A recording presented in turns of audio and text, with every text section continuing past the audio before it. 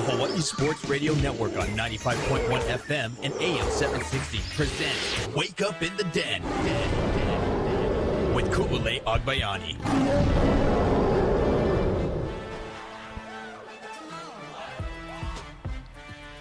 Good morning, beautiful people. It's Wake Up in the Den. I'm Ku'ule Agbayani alongside Kyle Galdera on the Hawaii Sports Radio Network, broadcasting live from Stadium Swim at Circa Resort and Casino.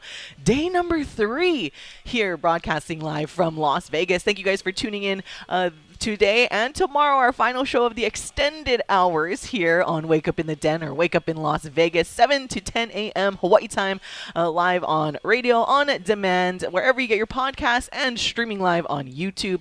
Hopefully everything works today. We tried to finagle a little bit more things, and the stream will hopefully work. We'll see how it goes, but bear with us, and thank you guys for hanging out with us here while we are in Las Vegas. But Kyle, how are we doing this morning, day number 3? Doing great. We made it. Waking up in the cabana again. Cabana number 7 for those in town that want to stop by. But another beautiful morning. We got the steam coming off the pools here at Circa Swim. We got some great sports coverage. We are looking live at the board. And for those of you that have been tuning in all week, we've been monitoring that Hawaii UNLV total. It is now down to 64. Ooh. So if you do want to wait, maybe you take a gamble, or you can jump on it now. But I know a lot of our Hawaii friends are flying in today, so safe travels, and we hope to see you here at Circa. Yeah, like you said, we're going to start to see some of our friends come by. Started to see some of them last night. We were hanging out, went to dinner, so it was nice to see everyone start to come into town. I feel like I started to see some this morning, walk around Circa. You know, when you can just tell it's like the Hawaii people, maybe not coming from Hawaii, but definitely Hawaii ties. I'm like, oh, all the Hawaii people starting to roll in here and hanging out in downtown. Speaking of, want to remind everyone for the, again, that if you are in Las Vegas or making your way, or you know someone that is, and they want to come hang out, come join us at Circa tonight, 7 o'clock p.m. at Legacy Club, and then we're going to go mosey on over around 8:30 to Overhang Bar. It's located on the second level of the sportsbook area, and we're going to watch the UH men's basketball versus Arizona State game. That's going to be at 9 o'clock p.m. tonight, Vegas time anyways, and the Rainbow Warriors are the 2.5-point favorite to the visiting Sun Devils with the total set at 145. So bolding pretty well for us there with, I don't know what to take. I don't know. It's one of those, maybe we'll do the emotional hedge again with that game for me. I'm going to get too into it when it comes to this basketball game. I have a feeling, just knowing that we're going to have a really good time at the Overhang Bar, I'm kind of leaning toward the over, just to have fun, cheering for good basketball. Hopefully, what I really like about Hawaii this year, and we can talk to Paul Brecht, who's been, our resident expert on UH and HPU basketball, but I really like the pace that UH plays with. In the past couple of years, they really slow it down, this kind of boring half-court offense. But this year, they've been running, they've been free-flowing, and it's a lot more fun to watch. So hopefully we see that tonight. Yeah, and we'll talk more about that matchup coming up in the show. We'll let you hear a little bit of audio from head coach Eran Ganot and what he had to say earlier on in this week when to address the media. Also coming up on the show, we're going to have he's already here. He is early. I mean, like a guy that's early for sure. So Dan Rush is going to be scheduled to join us over there. He is he's making his self comfortable over here on the chair, but he said he was nervous to join us. But he is the vice president of global sports and event sales for MGM Resorts International. So we can start talking some sports business, some sports tourism, and like we've been saying for the last 2 days, that he has the worst job in the world, and I know he hates it so much. It's just a torture. Like, oh, I got to go to another Super Bowl. Darn. Oh, it's a horrible life that he lives. And when he vacations, he comes out to Hawaii. So it's just like tough life there for Dan Rush. So he's set to join us in about 10 minutes or so. And thank our guests yesterday with Dr. Coiner and Dr. Bernard from UNLV. If you guys missed it, we encourage you to listen back to that. Dr. Coiner, or Michelle in Michelle mode last night. So it was nice to hang out with her, and we'll get to see her again at the football game tomorrow, and the football game couldn't come soon enough. Yeah, the whole UNLV crew was awesome, not only on the show but after, when we talked more about their different programs. And we talked also about how we're not trying to put down University of Hawaii, because what UNLV offers is totally at another stratosphere. But it would be nice if maybe we could have like a UNLV at Hawaii campus or some kind of partnership where we could bring all this knowledge to some of the students in Hawaii. Maybe one day we'll get there. Maybe we can be that bridge. Maybe one day, hopefully. All right, Kyle. Let's start talking a little bit of football because this came out yesterday. It was released, and Michael Iscarroll tweeted this out along with some other media people. But something that we were trying to figure out for the past week, it feels like we've been talking about how tomorrow's game between UH and UNLV has a lot on the line for both teams, where UH at the very least does need to win out to even give themselves a chance to play in the Mountain West Championship game. They drop any one of those games, they're done.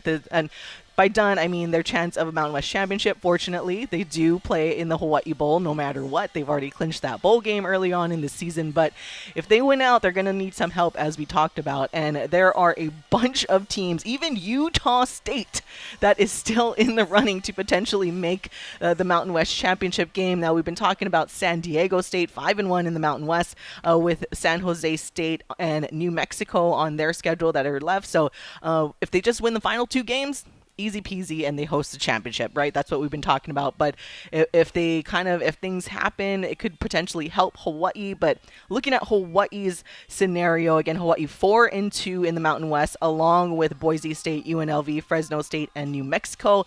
And as I just mentioned, Utah State at 3-3 in the Mountain West, still actually having a shot to make it into the Mountain West Championship game. But Hawaii, as we mentioned, need to win their final two games, and either Boise State, Fresno State, New Mexico, and San Diego State lose once, but that is only to host the championship game. So they don't need that to happen just to make it.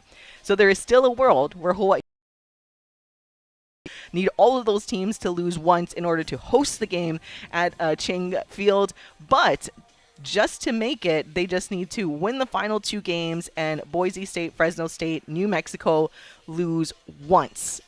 So there's still a chance. Right. And I think, it's going to take a while to break everything down, but I think if Hawaii wins out, and if I'm correct, if New Mexico knocks off San Diego State, but then also loses to Air Force this week, then that would catapult Hawaii into that top spot, because Hawaii has the tiebreaker over San Diego State, and they would kind of lead the pack that way. So to me, that simplifies it. Basically, Hawaii just win out, and then a few other things go the right way, and then Hawaii will be all good.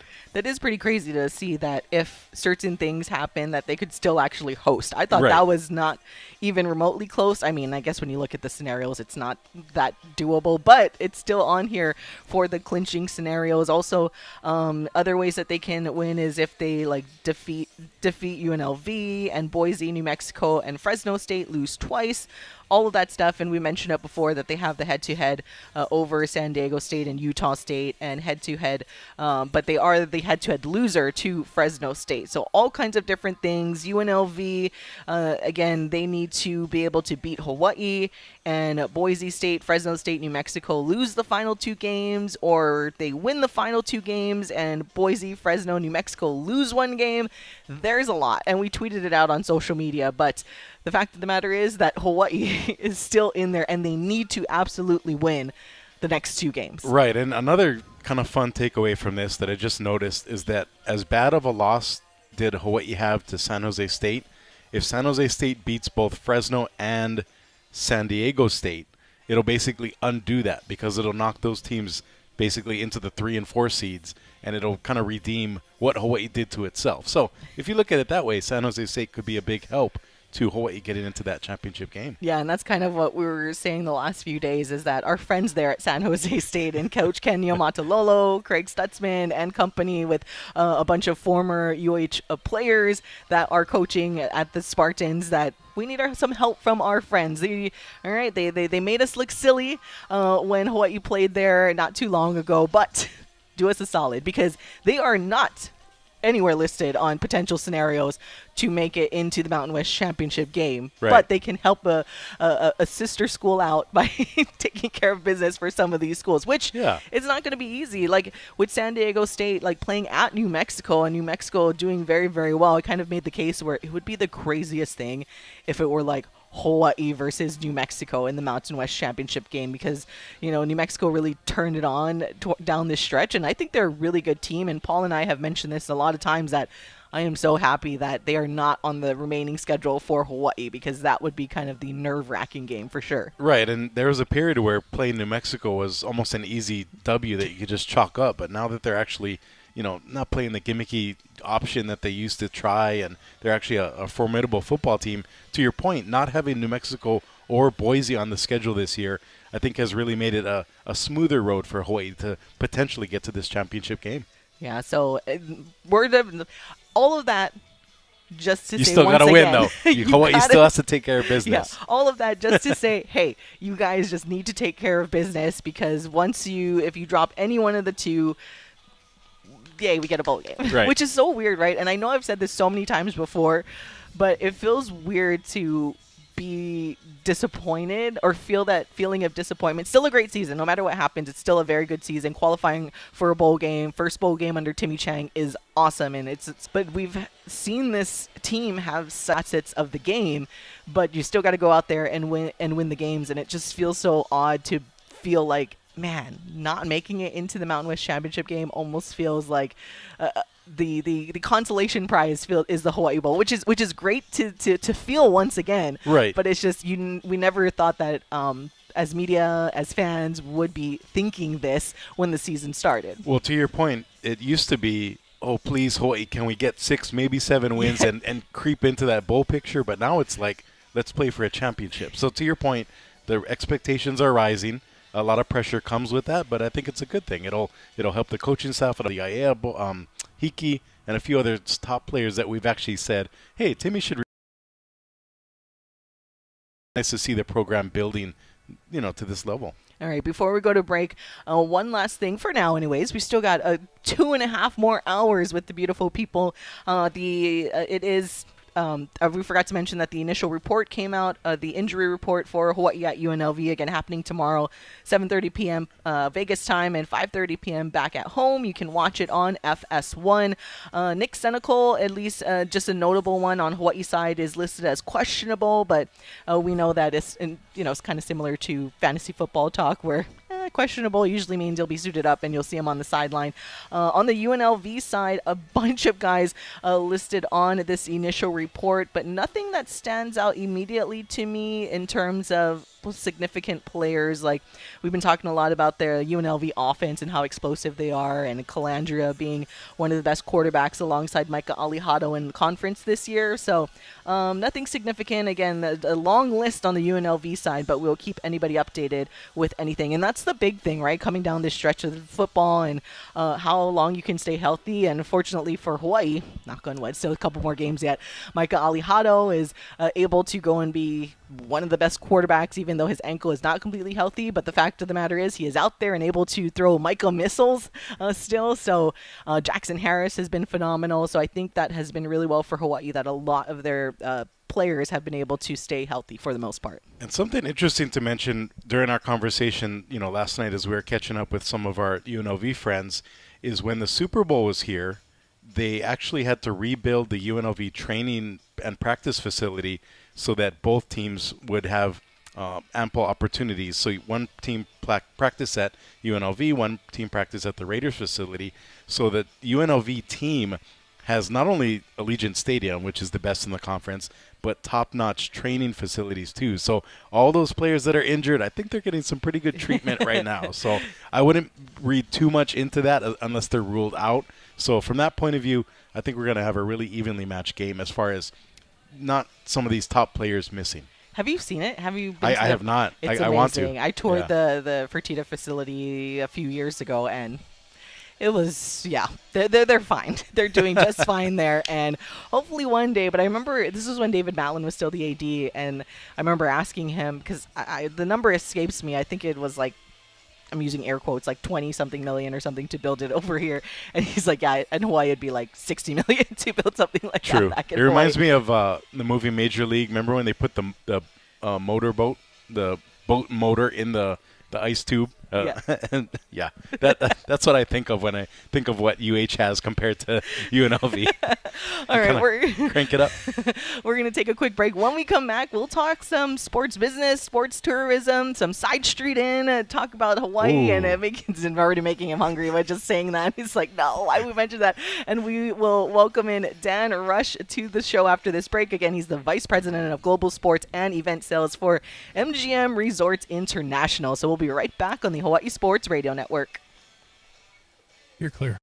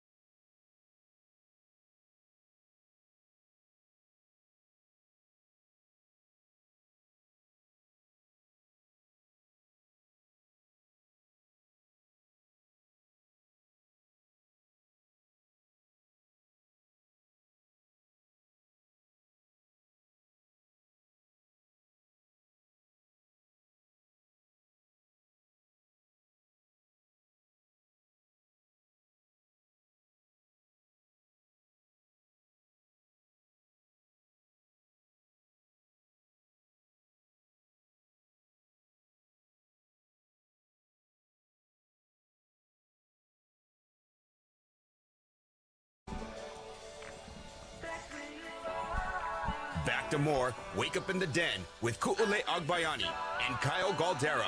Live from the 9th Island on the Hawaii Sports Radio Network, 95.1 FM and AM 760.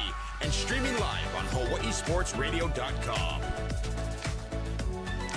Welcome back to Wake Up in the Den. Ku'ule Agbayani, Kyle Galdera, Paul Brecht back in studio, but Kyle and I broadcasting live from Stadium Swim at Circa Resort and Casino in downtown Las Vegas. And we've been having a bunch of guests come by to our cabana. And again, mahalo to the Circa Resort and Casino crew for setting us up so beautifully in here. And we're excited to welcome another friend, someone who works out here in Las Vegas as well, the Vice President of Global Sports and Event Sales for MGM Resorts International, Dan Rush. Hello. Thank you for joining us today. I know you're a very busy guy, so we appreciate you for taking the time. No, this is unbelievable. Hawaii has such a special place in my heart and in my family's heart.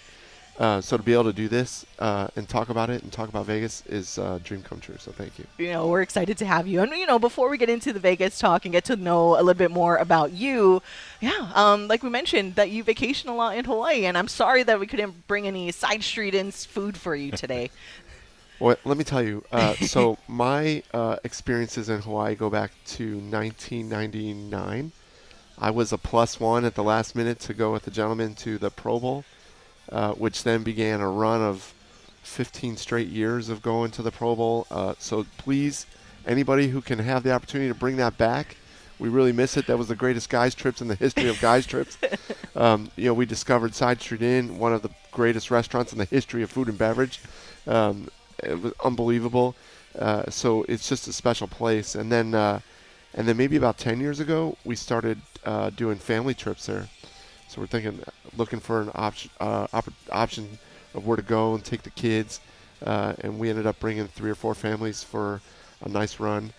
Sheraton Waikiki was always one of our greatest places. The Pink Palace, we love that place too. Just a lot of great memories there. A lot of great memories. And funny story for you guys real quick is that these two gentlemen, Kyle and Dan, met each other at said Sheraton in the pool one day. And then That's right. Kyle was now like, I know. Kyle texted me. He's like, hey, I just met this guy. I was like, I know that guy. Talk about a small world, right? Yeah. From Vegas to Hawaii and then the Sheraton Infinity Pool. That's where it all happens. So many great experiences there. A lot that we can't talk on this event, but just very, very, very, very fond memories of all of our visits there. All right. As I mentioned, I've known Dan for quite a few years now, as you've known my other half, Mike Kawazoe, for quite some time as well. So, but I feel like when I was putting some lists of questions together, I'm like, I don't think I've ever had like this true sit down chat with you. So I'm very excited to talk story a bit and get to know you a little bit more. So we'll start from the very beginning. I mean, just tell our listeners and really me, like, where are you originally from? Like, where would you tell everyone you're originally from? It's an interesting question. I was born in Chicago, lived there till I was 14. So I claim a good conservative, Midwestern, wholesome upbringing. Big fan of the Cubs and the Bears and the Bulls and the Blackhawks. So definitely there. Family got tired of the weather. We moved to Los Angeles. So I did junior high, high school, and undergraduate in Los Angeles. I went to Cal State University Northridge. So I was there for maybe 15 years. And then moved to UNLV, came out here to do a second degree in hotel management. At Cal State Northridge, my major was communication. I graduated with a 2.4, but a 4.0 in fraternity studies. So I had to go back to school, and thankfully UNLV Hotel School had a second degree program that I was able to get into, so it worked out pretty well. And I've been out here now for 33 years. Wow. And it was only supposed to be 3 semesters. So here we are.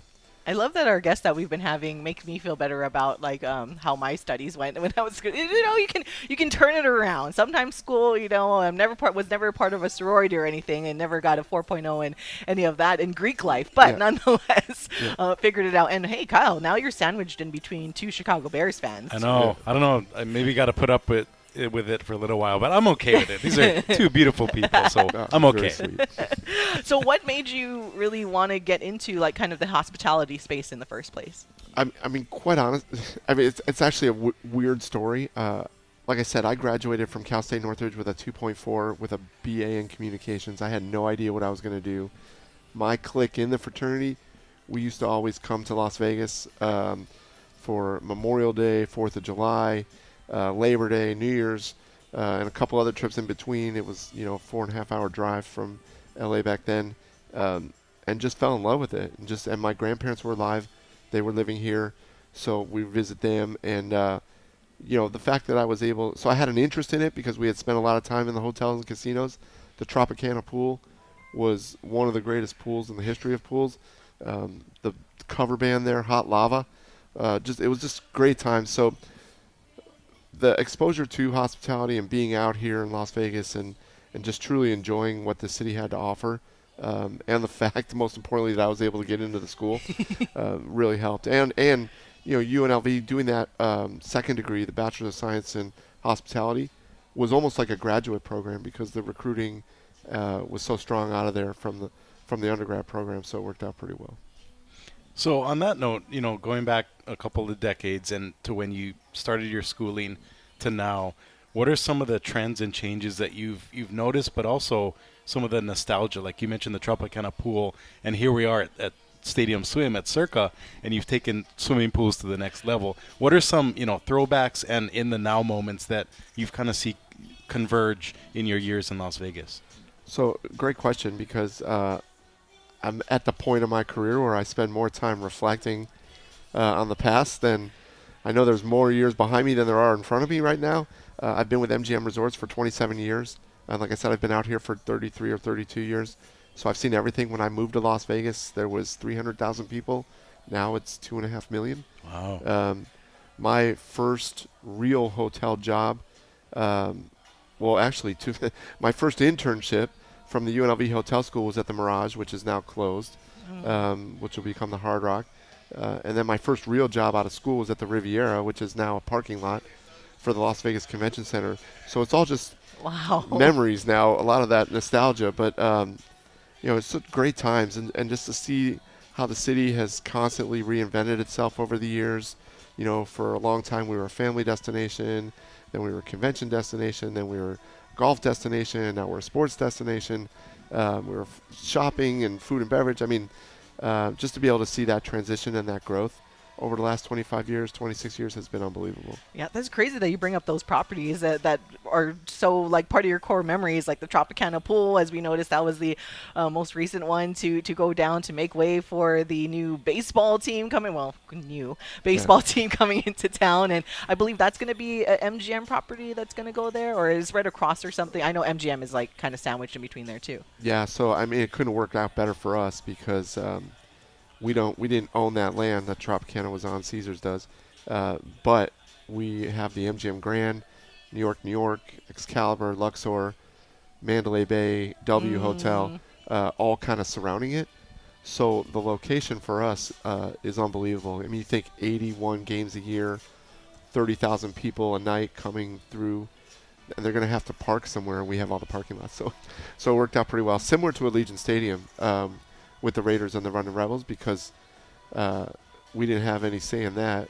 The Raiders and Mark Davis made all those decisions, but they put it right behind Mandalay Bay and Luxor, so just a stone throws away. So our hotels do very well on event nights there. Yeah, I mean, a lot of us are staying out there at the W and over there just because it's an easy walk across the bridge to go to Allegiant Stadium, right? Like you don't have to deal with the traffic and getting dropped off, and they're inside the Mandalay Bay and everything. It's like the signs that say this way to go to the Allegiant Stadium, and then after the game, it's an easy walk. I know, I'm not sure if they're doing this for the UH game, but I know for the Raiders game, they kind of close the bridge so everyone can kind of walk over, or big events, which just makes things so easy. It truly does. Yeah. And you know what? I don't know if we're doing that yet for the UNLV games, unfortunately, but momentum is growing. So hopefully at some point it'll warrant closing that street and making it 100% pedestrian like it is for the other large events. We're not there yet, but Coach Mullins has us on the track for that.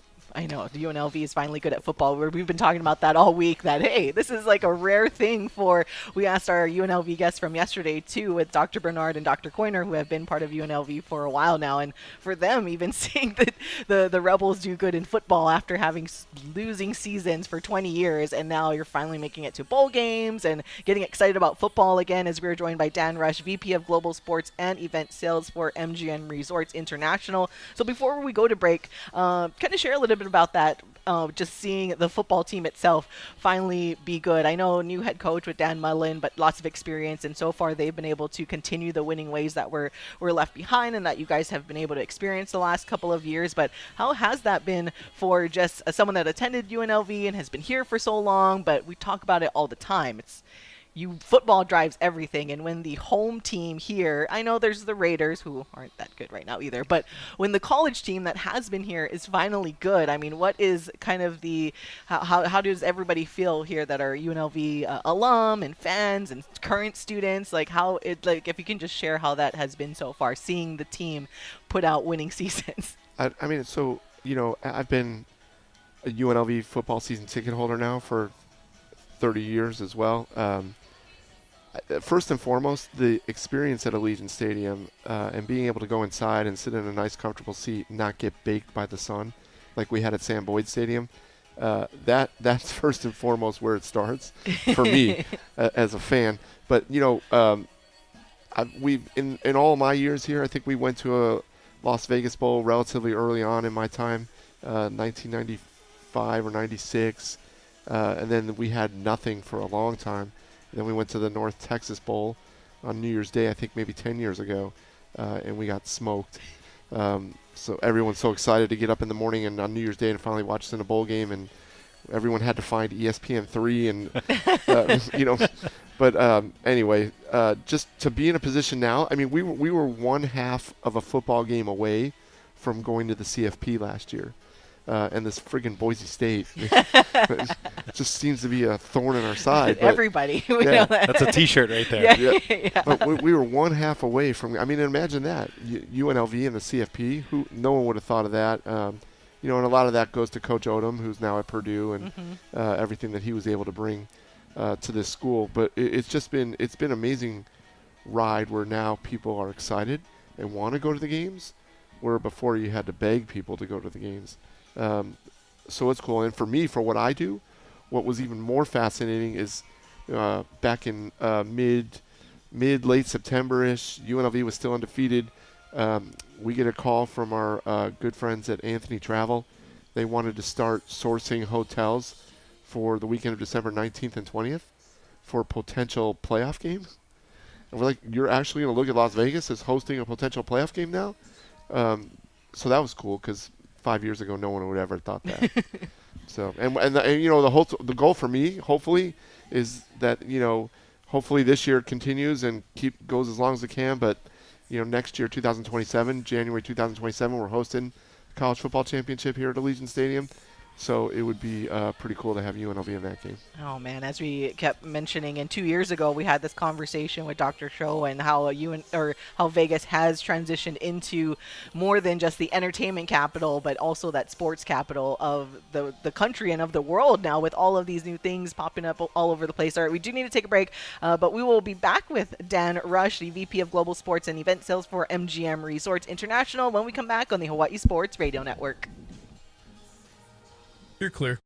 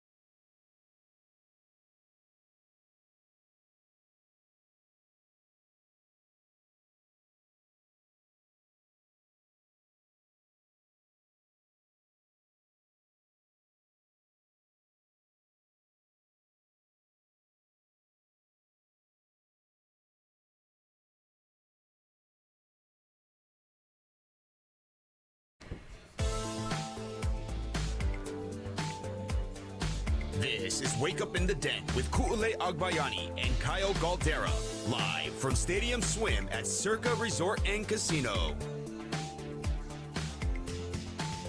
Welcome back to all of you, the beautifulest of all the beautiful people. It's Wake Up in the Den, waking up in Las Vegas, Stadium Swim at Circa Resort and Casino. Ku'ulei Agbayani and Kyle Galdera, Paul Brecht back in studio, and we are joined here in our wonderful cabana with Dan Rush, VP of Global Sports and Event Sales for MGM Resorts International. So let's get into that, Dan, is that you do have quite the awesome job title there at MGM, and I've been telling everybody this week that you have the worst job in the world, especially if you love sports. It's like just a struggle, I'm sure, to go to as much events that you do. But before we get into all of that, kind of tell us a little bit about how you worked your way into getting that position and where you are, and then share a little bit about what your kind of day-to-day looks like.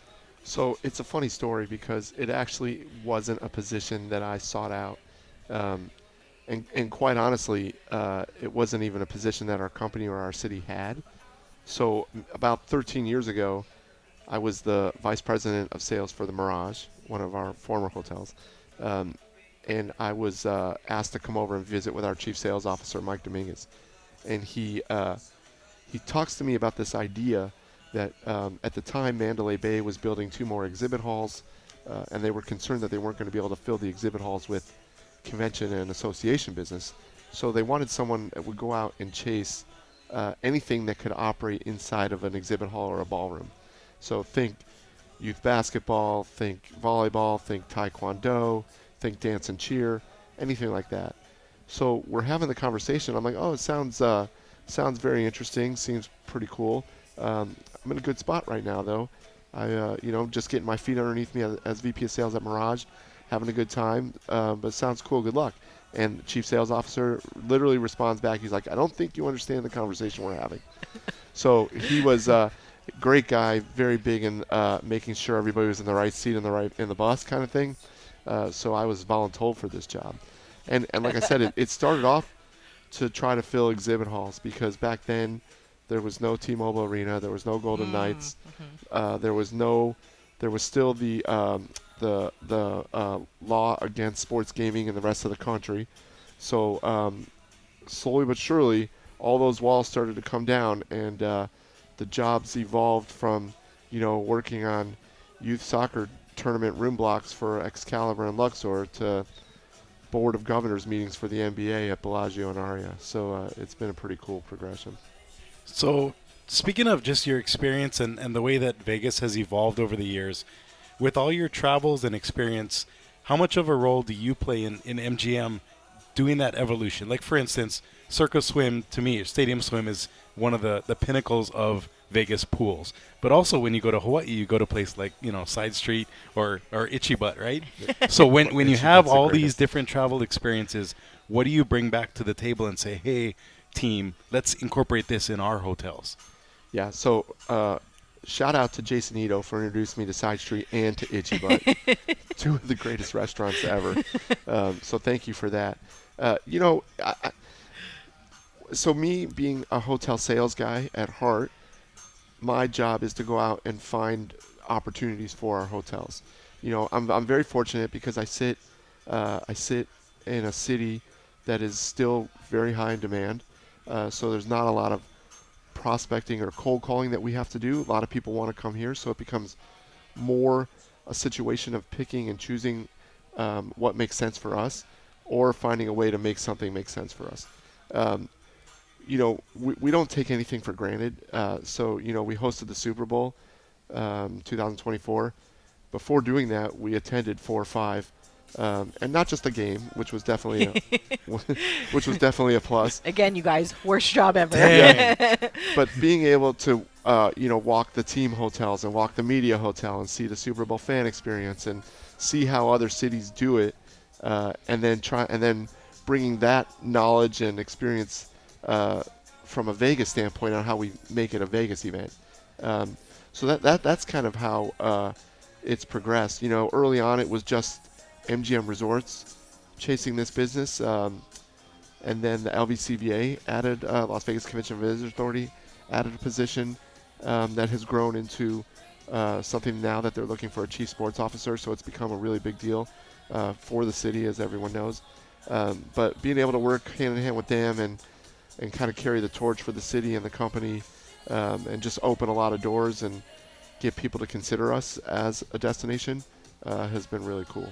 And we are joined by Dan Rush, VP of Global Sports and Event Sales for MGM Resorts International. And can you elaborate a little bit more about that? We talked about how you've been here a while and you've seen just Vegas evolve with new hotels or old hotels going down, new hotels going up. But with the legalization and taking the taboo out of sports betting now, and now you see professional sports here coming to Las Vegas, or like when we mentioned the Raiders, we talked to Dr. Bernard yesterday on how it was such a no for the NFL to be here. So can you just describe a little bit of how you've seen that evolve and all the professional sports coming in now? And then what was that like with the Super Bowl and working towards that in Vegas, and all of that, you potentially, some of the bigger projects that you had to do to make that Super Bowl happen here? So I will tell you, from that standpoint, I would trace that all back to the early days of the Pac-12 tournament taking place at the MGM Grand Garden Arena, because we were able to host all 12 teams in one hotel, and quite honestly, we sold it out where they weren't selling out at Staples in LA Live. So that sort of became a model for college events, and which then created an opportunity for a small group of us to start working with National Association of Collegiate Directors of Athletics to get them to consider changing their policies, or to get them to consider influencing the NCAA to change their policies of doing events here. When the Supreme Court reversed PASPA and sports gaming became a state decision, and it opened the door for everything. So a lot of where we're at now on a professional sports side really started with our efforts in college. And for us specifically, MGM Resorts, we were building T-Mobile Arena and we were concerned about programming. So when the NCAA had a ban on doing events out here, we couldn't bid on regional. We couldn't bid on any NCAA championships. Now we've already hosted the men's regionals. We're hosting the Frozen Four in April. We have the women's regional basketball, super regional basketball in 2027. We have the Big Ten men's and women's basketball tournaments coming here in 27, 28. And then the Final Four, the capstone of it in 2028 as well. But the point to that whole story is that it opened the door for professional sports, because, as you said, NFL was 100% against gaming destinations and 100% gaming in general, and now you see it everywhere incorporating the game. So when PASPA was reversed and it became okay for companies like ours to partner and sponsor sports teams and leagues, NFL was the last, but they embraced it. And then brought the test run for us was the draft. So I think that was 2023, 2022. So when the draft went as well as it did, they had a real comfort level bringing the Super Bowl here. So that's kind of that story. And we are joined by Dan Rush, VP of Global Sports and Event Sales for MGM Resorts International. We do need to take a quick break, but speaking of new events coming into town, when we come back, I do want to ask you about Formula One being here now too. And I know it went viral about the grandstands in front of the Bellagio, probably the most famous MGM property across the world, and everyone always knows about the fountains and everything, but there was some reservations about the trees and everything like that, and the traffic and everything coming to town. And we joked about this off air, but at the same time completely serious, that in your position it's been awesome to welcome Formula One here in Las Vegas. So I kind of want to get your behind the scenes take and all the experience that you have putting that or involvement in having Formula One here in Las Vegas. But we'll be right back on the Hawaii Sports Radio Network. You're clear.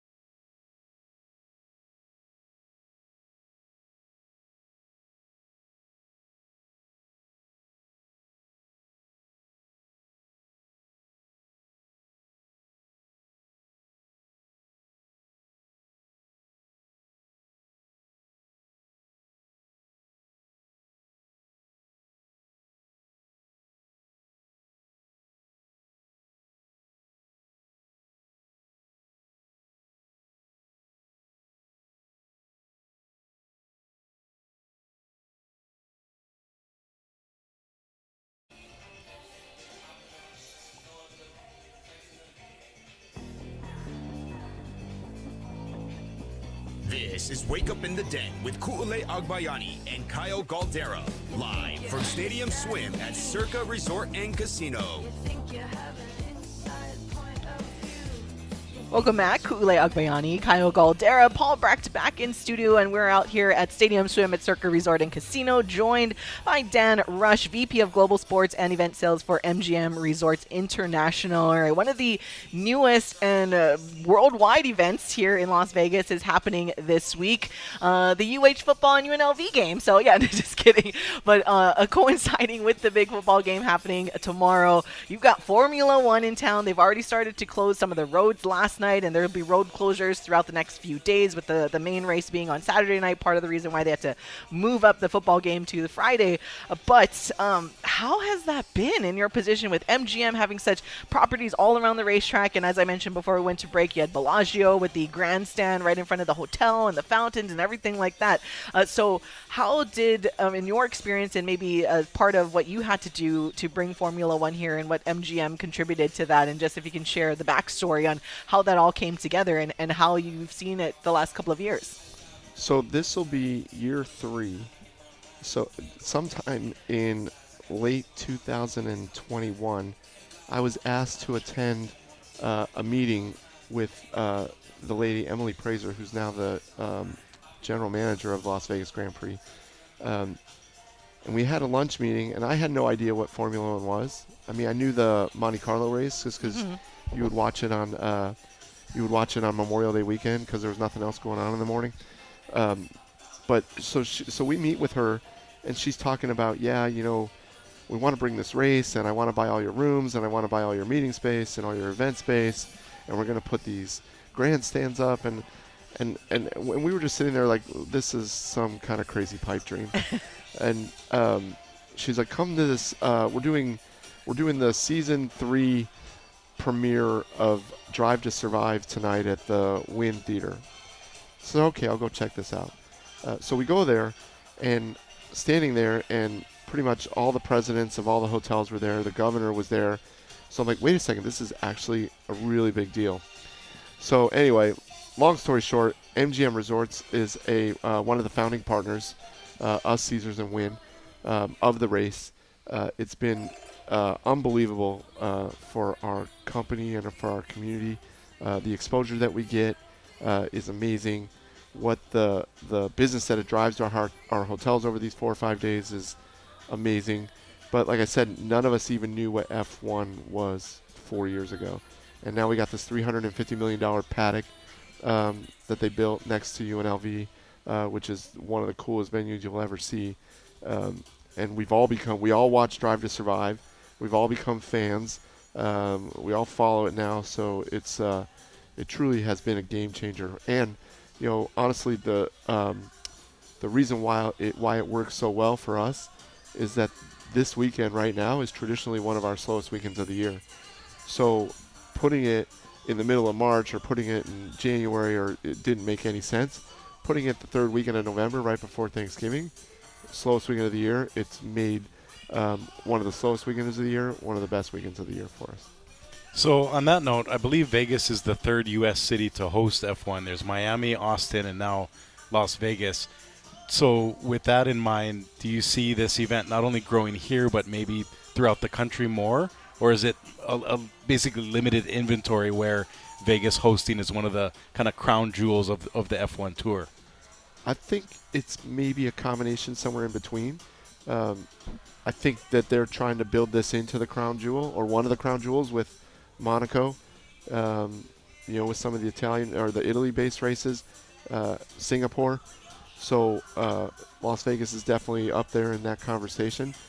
The circuit or the schedule has 24 races now. I don't know how much of an appetite there is to expand. And on the flip side, I'm not sure how much of an appetite there is to lose races in some of the other destinations. So I could see it growing in the United States. I know the popularity, like even just 5 years ago, like I said, none of us knew what it was. There was a handful of core race fans that understood it. But now, especially because of the show, the Netflix show, Drive to Survive, and the exposure with the Miami race and the Austin race and now ours, it's definitely growing in popularity in our country. And Now it's carried live, so that's good news. So people can watch it and find it relatively easy. So I could see it growing. I guess selfishly, I don't want it to grow in the U.S. Yeah, you want this to be the marquee event here in Las Vegas. I mean, the sphere being in there, like, just makes it awesome. I was sharing this story the other day where I think it was during the practice time, and you had like the emoji on the sphere where it's like looking and watching the cars. Like, that is so cool. But what were so that first year, again, this is the third year that F1 is here, but there were like a few trial and errors, it felt like, in that first year, in terms of, I mean, the residents here had to get used to it, and they had to figure out some traffic stuff. They had to repave the entire road that first year. So maybe what were some of the things that you see that had gotten improved, and that companies, especially MGM, maybe learned from that first year till now in year 3? Yeah, that first year, it was there were a lot of growing pains. And it's a road circuit versus being in a motor speedway. Mm-hmm. So everything basically has to be built from scratch every year, except for the paddock. The first year we had to the entire circuit had to be repaved, so that created traffic nightmares up and down the strip and around the area of UNLV. Fortunately, it's gotten better each year. And this, like we said, this is year 3. This is year 3 of our Bellagio Fountain Club. It's turned out to be a game changer for our company. We unfortunately lose the view, the signature iconic view of Bellagio, from mid-October through mid-December because of the facility that we do construct on the lake, but it definitely has worked out.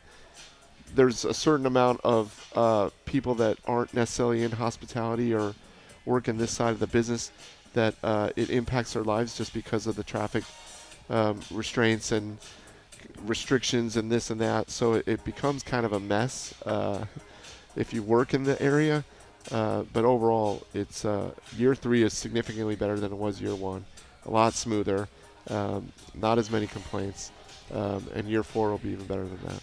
Love that. All right, before we go to another break, we did get a text, someone asking how significant is the economic and traffic has with the Tropicana Bridge. Okay, so this is kind of what we were talking about earlier, where with the Tropicana and the baseball stadium going there, how does that impact or will impact the MGM properties around it, both from a traffic standpoint and I guess an economic standpoint as well?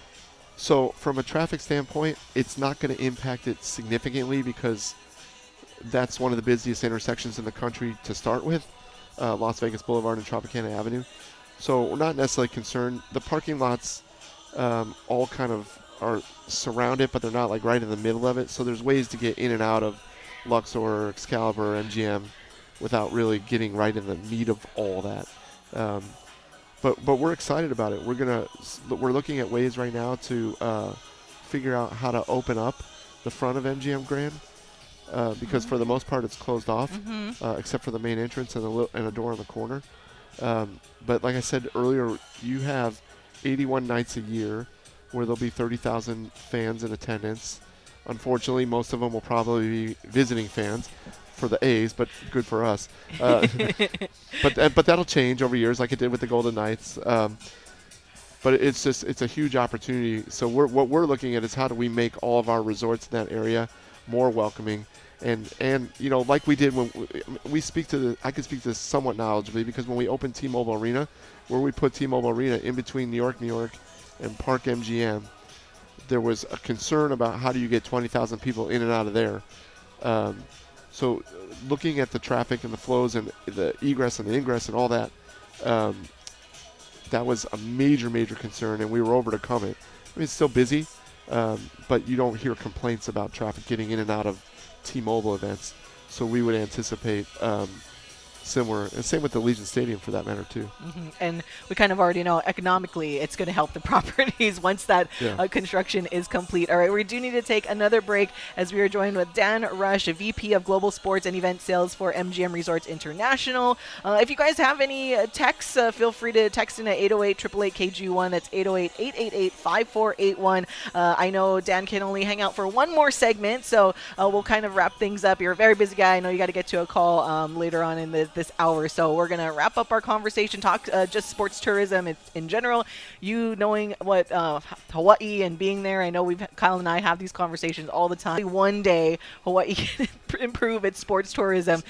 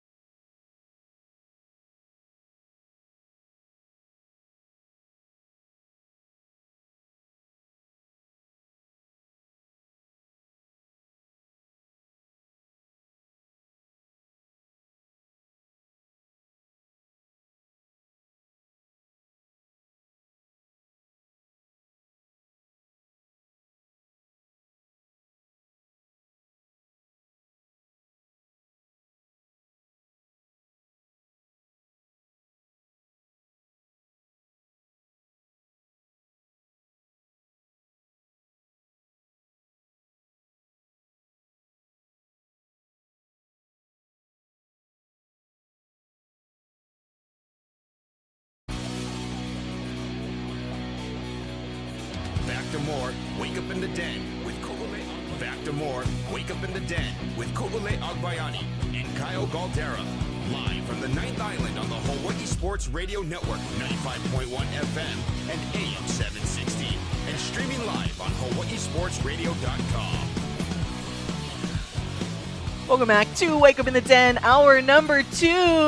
I'm Ku'ule Agbayani alongside Kyle Galdera. Paul Brecht back in studio, but Kyle and I broadcasting live from Stadium Swim at Circa Resort and Casino. And yes, as you heard, Alan Mia on the 9th Island in downtown Las Vegas. And we are continuing our chats with all of our guests here that are stationed in Las Vegas. But with us right now and continue our conversation is Dan Rush, Vice President of Global Sports and Event Sales for MGM Resorts International. He's been hanging out for about half an hour, so if you missed any of the previous conversations, you can feel free to listen on demand wherever you get most podcasts a little later this morning, or watch it back on our YouTube channel. But Dan, being that we talked about how Vegas has evolved now into this sports capital and sports tourism really being a thing. 2 years ago when Kyle was here, it was really starting to ramp up. But then being back home and you making a lot of trips there to Hawaii, and we talked about you missing the Pro Bowl there and everything Hawaii used to do. I mean,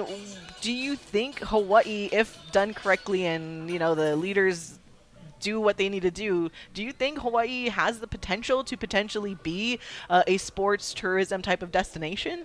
Oh, I think it, yeah, absolutely. And I think it already is. I think it actually laid the groundwork for most of the rest of our cities to become sports tourism destinations, because you think about it, how long we've been watching the Maui Invitational or the Sony, the PGA tournaments that go there, even the Pro Bowl, sitting in your house and, somewhere in the Northeast in the middle of a winter storm, and then turning on the TV and seeing the Hawaii Bowl or seeing the Pro Bowl or the Maui. I mean, it's a natural, and everybody wants to go to Hawaii.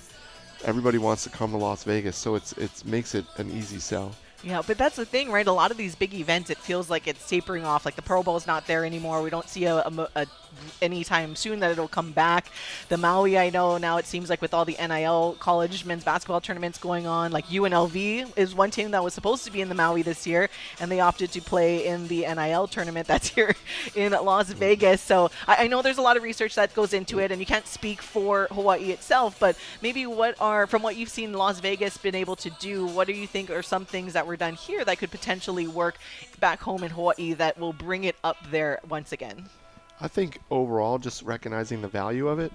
I mean, if you look at the numbers, what sports tourism, what the economic impact is of sports tourism, it's really a no-brainer.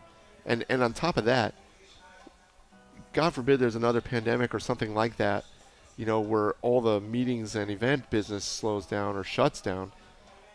Kids still want to play sports. Parents still want their kids to play sports. So during the pandemic, when we first started to reopen, the only group business that we had in our hotels was 3 youth girls volleyball tournaments, and they were 900-team volleyball tournaments for 35,000 room nights for each tournament, and the impact that goes. I mean, they were the only people in house.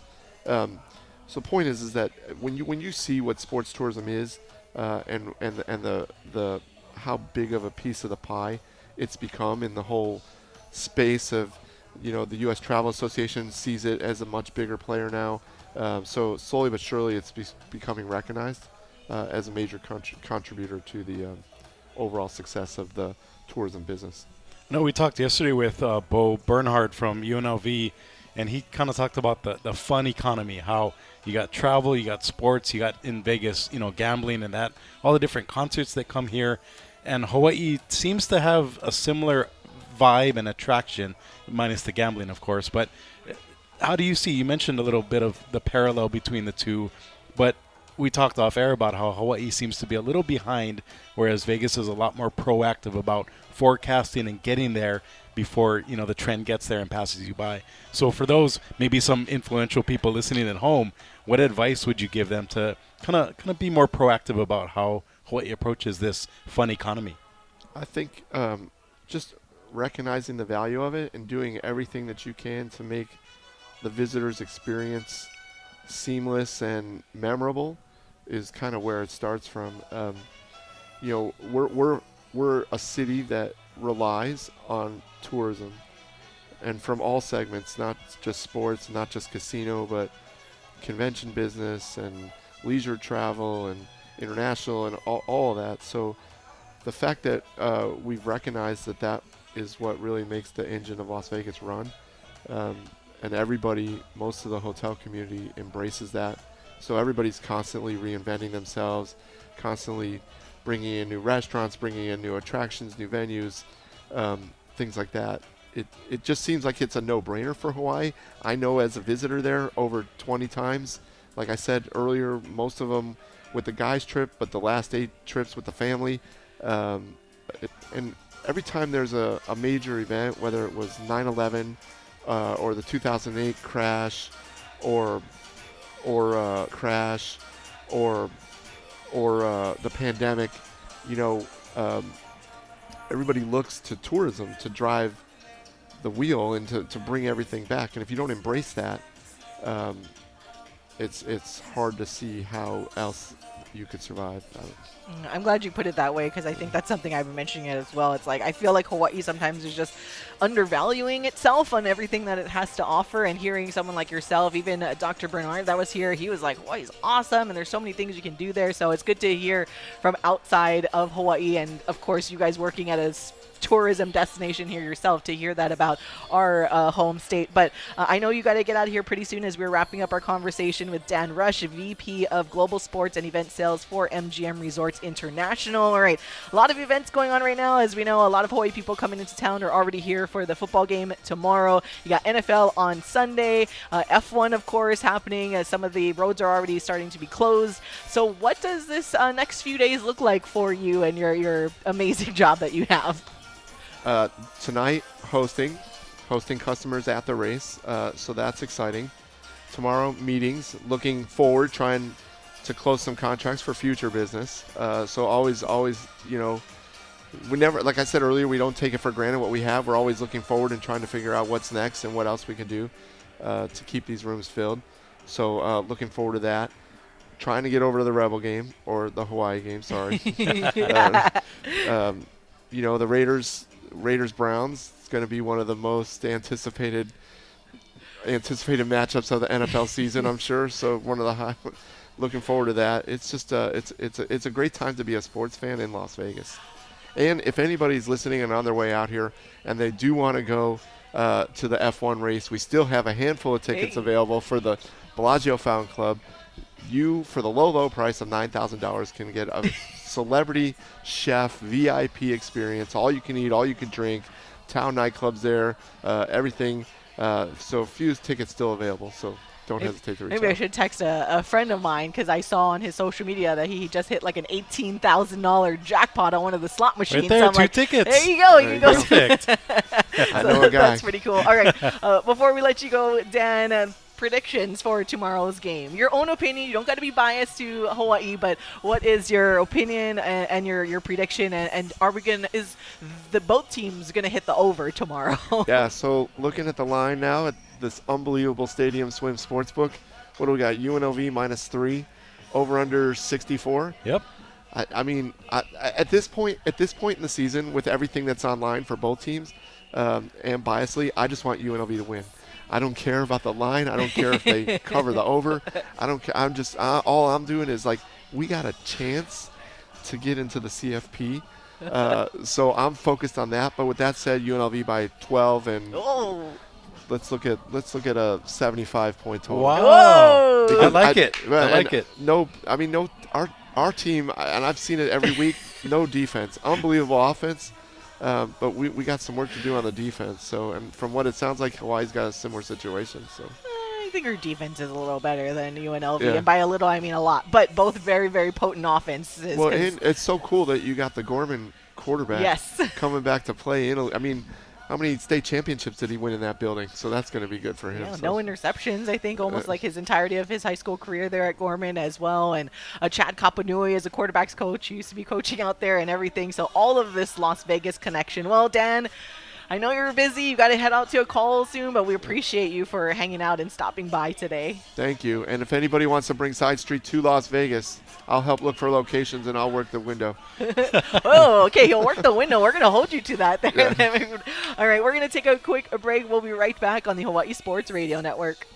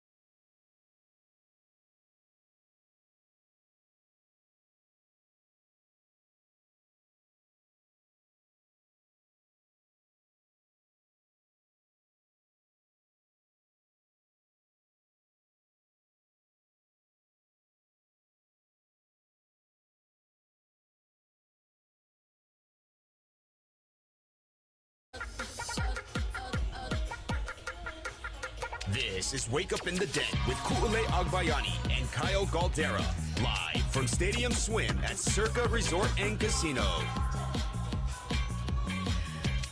Ku'ule Agbayani, Kyle Galdera, yes, live from Stadium Swim at Circa Resort and Casino in downtown Las Vegas.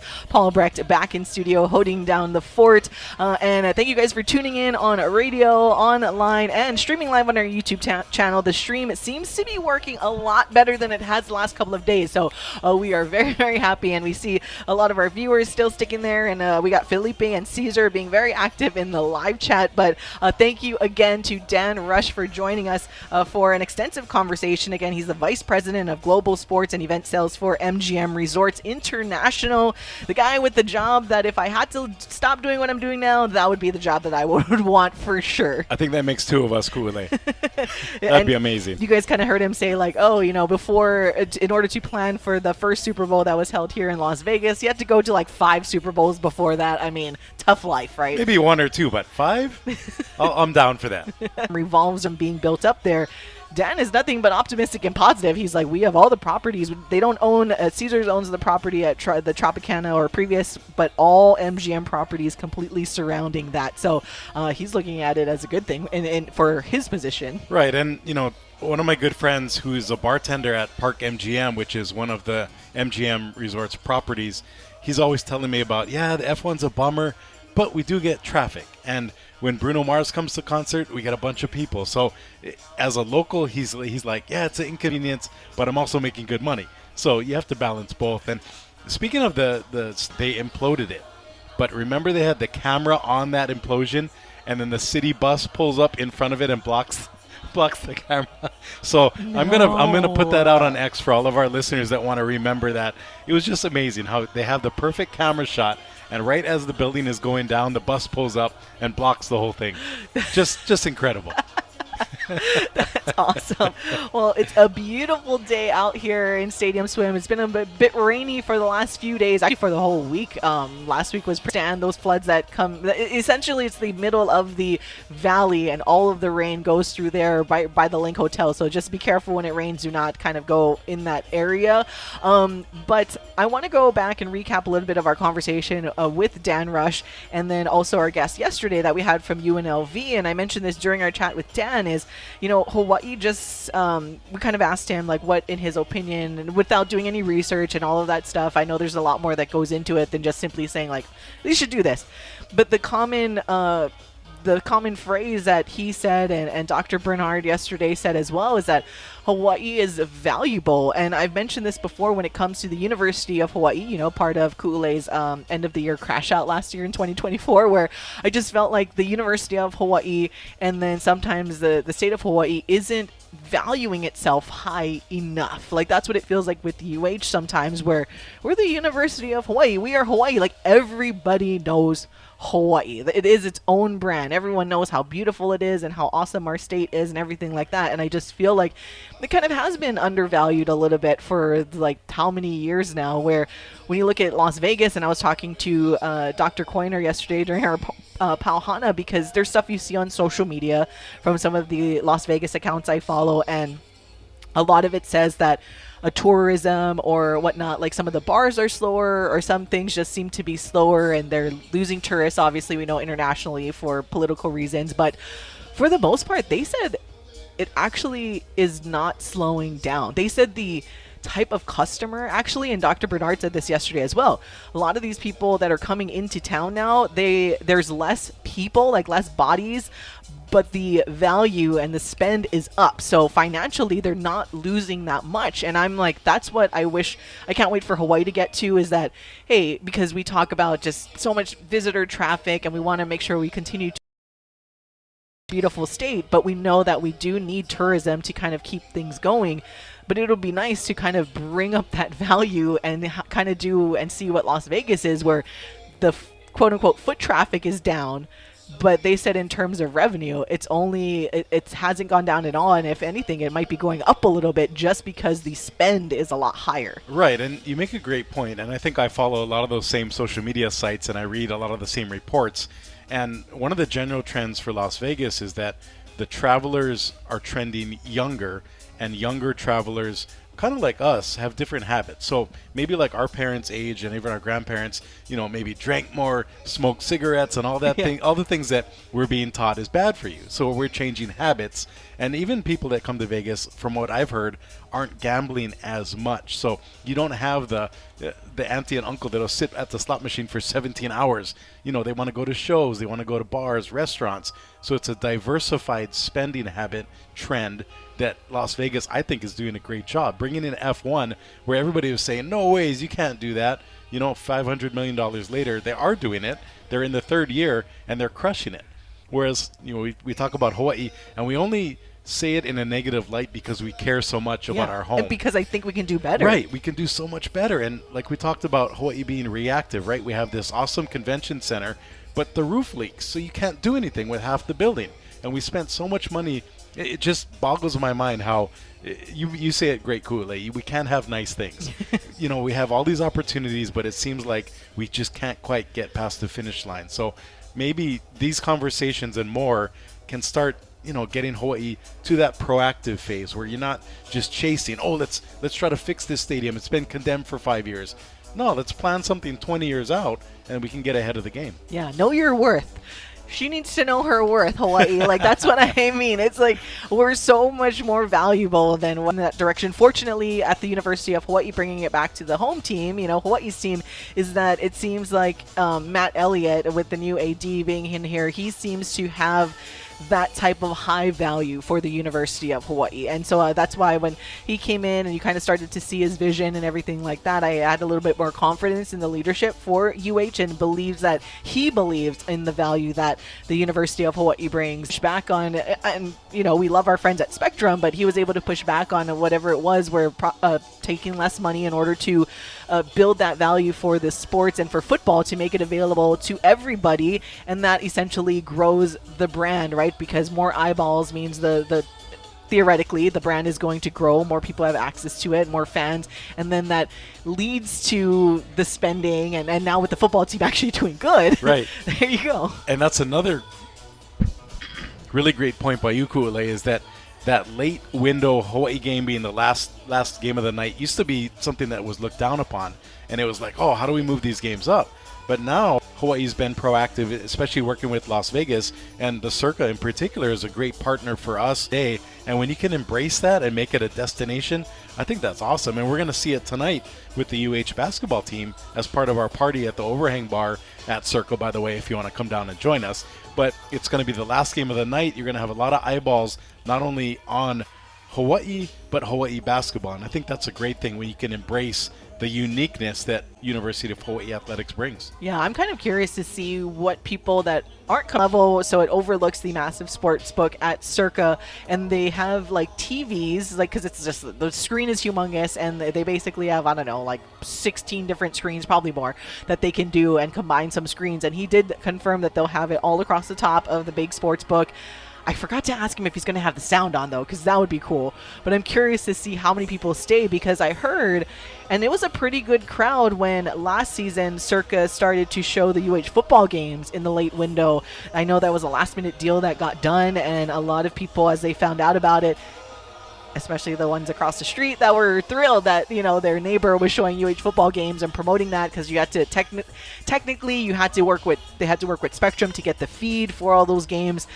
But a lot of people were staying, even if Hawaii wasn't as good as they are this year. People just want to watch the late night game, have sports on, even if you're not betting on it. I've mentioned this before, like, nothing beats live sports. And if there's just a game on, you can't sleep, you know, maybe you've already lost and you don't want to chase, but you're like, I'm just going to try to enjoy this game. To see how many people actually showed up here at Circa last year to watch the football game because it was the only thing on. Again, the value of Hawaii, and especially Hawaii athletics, is there. And I'm glad that, you know, we have AD Elliott to seem like he is going to focus on capitalizing on that, especially now we're talking about the new Mountain West deal for the media rights deal, because to remind everyone, that's significantly important with Hawaii going away from Spectrum fully into the Mountain West now. And if they get the bigger piece of the pie, the better, because that's how much of the revenue split from that goes back to UH, on top of once they figure out their settlement or lack thereof with the Pac-12. So much money could get infused into the University of Hawaii following those two things, like how much the Pac-12 and Mountain West settle on with the poaching fees and exit fees, the media rights deal, and if the ledge comes through with the $5 million, you know, we'll be conservative, even if they contribute $2.5 million to NIL. The favela plan, yeah. 2.5. No, the favela plan is, we've been doing fine. Why do we need anybody? Why don't we give the same amount to, again, I love all of the student athletes there, but why don't we give why doesn't Micah Alihado and like the, you know, golf players get paid the same amount of money? Or the top sailor. Yeah. Sailing is awesome, but I'm sorry, football drives everything else. And again, this is rev share. This has nothing to do with scholarships or food or anything. Everything else is equal, but when we talk about rev share and NIL, sorry, that's just not going to happen. All right, we got to take a break. When we come back, let's talk some UH men's basketball when we come back, and then this, we have a little clip to play from head coach Eran Ganot as the team gets set for one of their biggest games. That's definitely likely to be their biggest home game so far this season against Arizona State later on tonight, 9 o'clock p.m. Vegas time and 7 p.m. back home in Hawaii. And those of you in Vegas, come on over to Circa Resort and Casino. We'll be in the Overhang Bar, but we'll talk some UH men's basketball when we come back on the Hawaii Sports Radio Network. You're clear.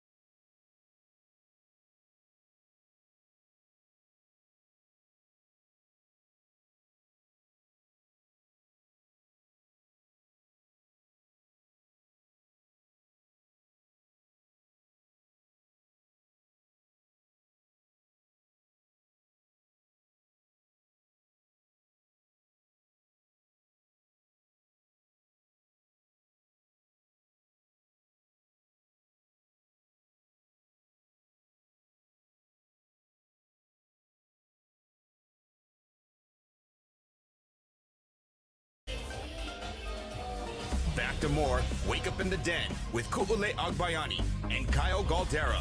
Live from the 9th Island on the Hawaii Sports Radio Network, 95.1 FM and AM 760. And streaming live on hawaiisportsradio.com. Partying our way through this week, day 3 here from Las Vegas. Ku'ule Agbayani and Kyle Galdera posted up in a awesome cabana at Stadium Swim at Circa Resort and Casino.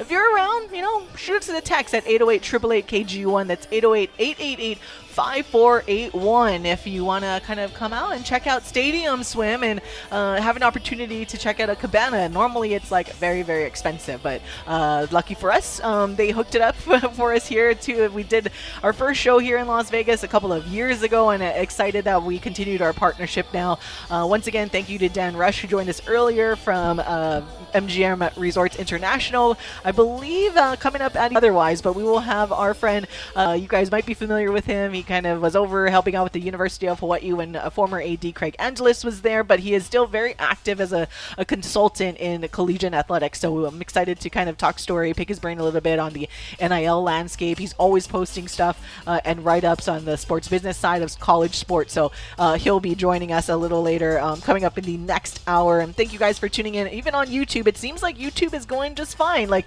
we've kind of figured out and worked out the kinks here at Stadium Swim, showing you guys just the beautiful view that we get to look out into Stadium Swim. Clear skies. There is barely any clouds. Quite the difference from what it has been the last couple of shows with all the rain clouds and the wind, but it is gorgeous today. So maybe we will get Kyle Galdera into the pool. It's happening. It's gonna happen. It is happening. Those pools, you can see the steam coming off. They're about 90 to 100 degrees, so ideal temperatures. You get the crisp air in the winter weather coming in. We see the snow-capped mountains off in the distance, and this beautiful Stadium Swim pool set up here. What a better place to be. And what a better place to be tonight if you're in Las Vegas than at Overhang Bar, starting off at Legacy Club, or if you really want to party earlier, they have the open bar across the street. Yeah, so that's a really good travel hack for those in Vegas. The Golden Gate Casino opens at 6 to 7 p.m. open bar, and you get free play as well. So you get in line, you get your free play voucher. It's anywhere from $500 to $1,000 of free play, and then open bar for an hour. So just be sure to tip your bartenders and enjoy there. Come up to the Legacy Club and finish the night at the Overhang Bar. Woohoo! So Overhang triple Bar, threat. yes, triple threat all day today. But we're starting up at Legacy Club, which is at pretty much the top of Circa Resort and Casino, where all the Hawaii fans were trying to. It's just a general meetup. Come on down, you guys. I'll show you guys some goodies that you'll get if you do come on over, and then we'll go to Overhang Bar. The University of Hawaii Rainbow Warriors hosting Arizona State again, 7 p.m. Hawaii time, back home at Banco Arena at Stan Sheriff Center, 9 p.m. here in Las Vegas. The Rainbow Warriors are the 2.5-point favorite to the visiting Sun Devils, with the total hanging out at 145 and a half. It seems to be kind of going up and down. Hawaii minus 130 on the money line. I know it was mentioned earlier, officially announced anyways, that Tanner Cuff had his surgery and is done for this season. So it is important now that Hawaii, we mentioned this with the football team, one of the advantages that football has had so far is that they've been able to remain relatively healthy down this stretch. So hopefully the same will go for the men's basketball team, and anything can happen. Now, before we kind of talk about this preview and get Paul Brecht and his opinion on here, our men's basketball and women's. Watching on YouTube, bear with me, someone forgot to do the graphic to put up on our screen. So when you hear Coach Ganot, you will be able to listen and overlook the Stadium Swim while you listen to this audio. So he just starts with his thoughts on the team starting well this season. Here is Coach E.G. Well, I'm just, it's humbling. Let's put it that way. It's early. But one of the things I'm really proud of is that this group, has had a really challenging. I mean, it's one thing. We said before the year that it's going to be challenging for us and a lot of people when you have so many new faces. And that's out of our control. And the other one that's out of our control, which has been really challenging, is the fact that we said in the 6 weeks of practices, we had the whole team one time. and now we're never going to have them together, obviously, with Cuff's situation, and go to Oregon, and we come back, and then you have Harry's situation. We have the foul trouble, and so I'm really proud of the fact that they've stuck together with added adversity, even in the tournament, 3 games, 4 days, and you didn't have Harry for a game and a half. When you talk about the amount of returners we had, enjoy it. Like we always say, you can't be any good if you're not happy. You got to balance the joy of the journey with the competitiveness of keep working at it. If you don't have, if it's out of balance, you're not going to have much success. And just continue to keep that balance as we continue to work through the journey. It's an early part, and we got a long ways to go. But I'm pleased with really the guys sticking together. You've been around this game for years, and you've gone up against a lot of successful coaches in college basketball. Your thoughts on Bobby Hurley and going up against Eran Ganot? Well, a lot of respect for him and his family and what they've done. And, I talk about, we fight and claw to find opportunities, which are not easy. And we know it's a challenge to play Power 4 teams, and it's harder than ever now, as you see in the country, for mid-major programs. And for us, even 6 games in, to be able to go to Oregon, to host Arizona State. I was born in Philly, but grew up in New Jersey. So the Hurley name was a big deal, and, I remember going to Seton Hall camps, and obviously Danny Hurley played there. And Bob Hurley Sr., we would watch him play at FDU, his team, St. Anthony's, in the Tournament of Champions at FDU. And so that name is a big deal nationally, as we know, with their success in so many different ways. But certainly growing up in New Jersey, a big deal. And they've had a great stretch there, and they're poised to have a really good year this year. They have a great point of attack and Odom, great depth, great length and D-Op inside. They cause a lot of problems with their length around the rim, blocking shots, creating steals, getting the paint. Have a good shooting team, a lot of weapons, and you live for challenges, and certainly this will be a challenge. Fish was very adamant with us, saying that the Oregon game should have been a win for you guys. Power 4 team, you got another Power 4 team coming in. Do you kind of feel that same way, like this is a chance at redemption and kind of showing that, hey, Hawaii basketball is here, we have arrived? Well, we always kind of feel that way, and I do always say too, it shoulda, coulda, woulda, it doesn't matter. If you're better, you would have won the game. If and it proves out in the results, right? So, I do believe in our team. I do believe in the potential of this group. I know we all do. We have a work to go, but in the season, you grow from challenges and experiences, and just looking forward to seeing how we've improved. Like even after the Oregon game, we can't get the Oregon game back. It's over. You can only learn from it and attack it and own it. If you're going to make excuses for any of those, well, we're going to be stuck in mud, and we don't want to do that. All we can do is get better and get better and better. I feel like we're improving. We need to continue to improve, and that's really where the mindset's at.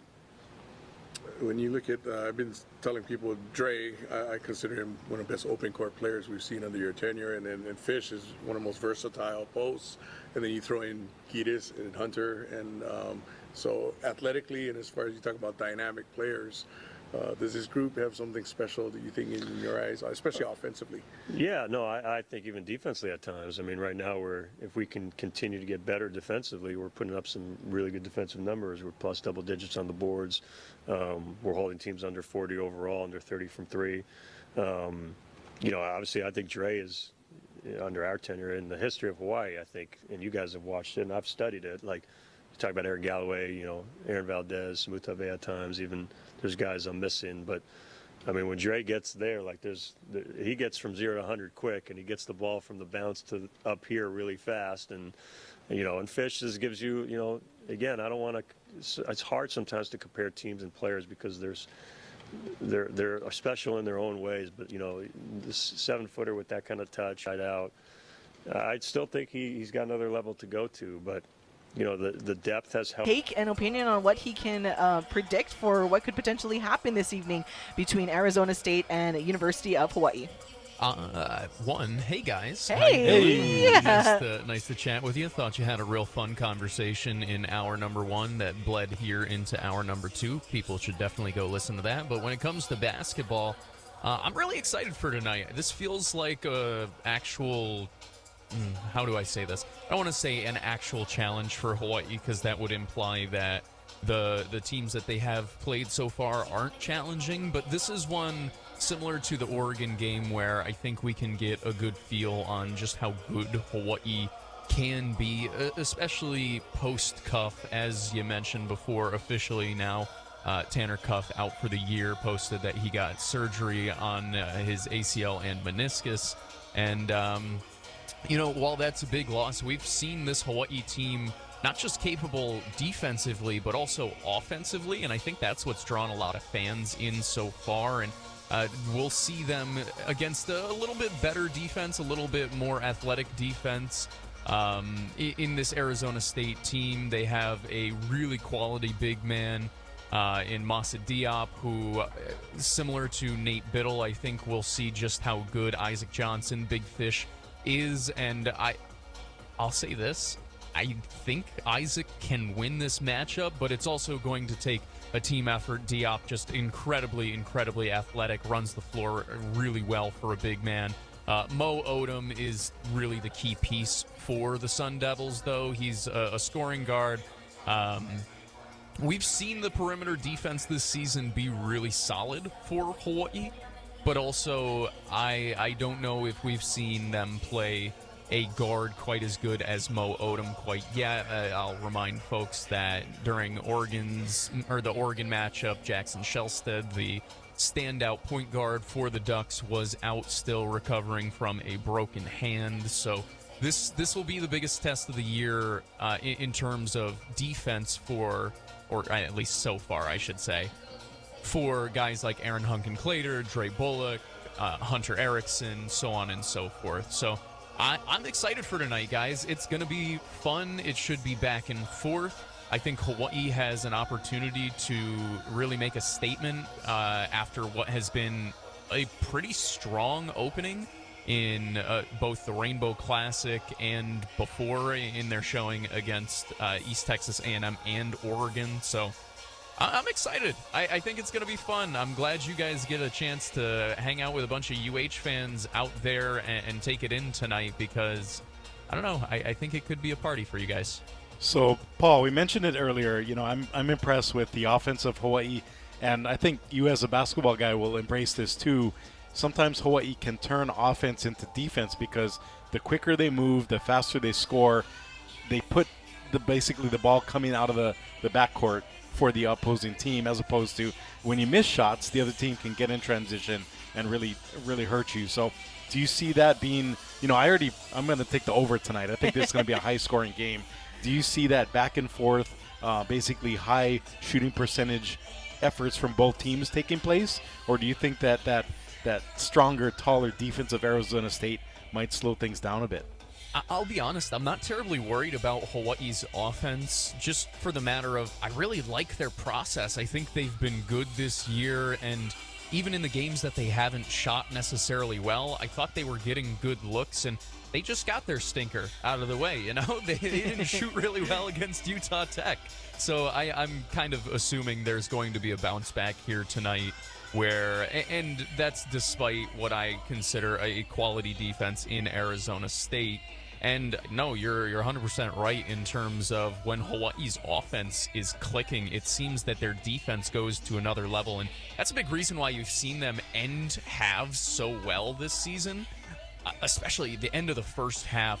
Every single game, it feels like you see them go on this 15-2 scoring burst or really open up a double-digit lead going into halftime. And it's been impressive. I would expect more of the same tonight, but Arizona State does have a lot more when it comes to firepower than these opponents that Hawaii has played so far. So excited to see them go up against the Sun Devils. Yeah, and we're excited for everyone coming out and going to hang out tonight at Overhang Bar at Circa Resort and Casino for the game. Again, back home at Banco Arena, Stan Sheriff Center, 7 o'clock p.m. tip-off time, Hawaii time, and over here in Las Vegas, 9 o'clock p.m. Hawaii After Dark in Las Vegas is basically what we are tabbing it as. Come join us at 7 if you want to start the party a little earlier. We will be up on the top of Circa at Legacy Club, and then around 8:30 we'll mosey on down to Overhang Bar and watch some Rainbow Warrior basketball as they get set to host Arizona State again. Whoa, line moved now. Money going in on Arizona State as I look at more of the live or the more up-to-date odds here on my computer. Hawaii only now the 1.5 point favorite. So some sharp money going in Arizona. One whole point from when I looked down like 5 minutes ago, and now a 1.5 point favorite, only down from 2.5 points in Hawaii's favor, but total is still sticking there at 145.5. So you're still good there, Kyle, in terms of taking the over for the game this evening. All right, we're going to take a break. When we come back, Uncle Kevin is here in the studio / in the cabana to join us and college landscape and college athletics so far, as he is still a consultant and active and everywhere covering all kinds of things happening in college sports. So you can text us at 808-888-KG1. That's 808-888-5481. Or you can chime in on the live chat with Caesar and Felipe as well if you want to get in that way. So we'll be right back on the Hawaii Sports Radio Network. You're clear.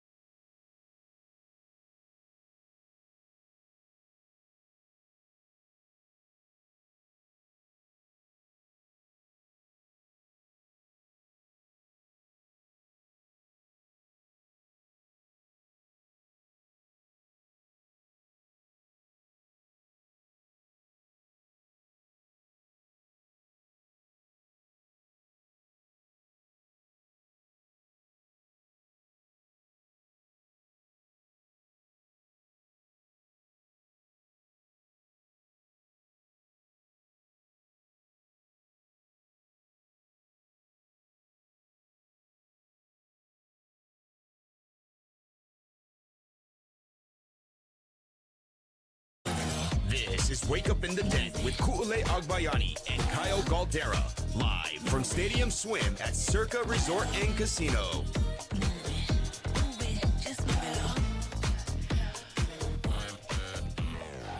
Welcome back to Wake Up in the Den. Ku'ule Agbayani, Kyle Galdera here at Stadium Swim at Circa Resort and Casino. Paul Brecht back home in Honolulu. And yeah, we're just rocking and rolling with our special in-cabana guests throughout our time here in Las Vegas. And want to welcome to the show and sitting on our couch here that everyone can see on our YouTube live stream, KC Smurthwaite, a.k.a. Uncle Kevin. Hello. Thank you for joining us today. Thank you for having me. It's a pleasure to have you all in my neck of the woods here in lovely Las Vegas. Granted, I'm about 90 minutes away, but this is considered home for me.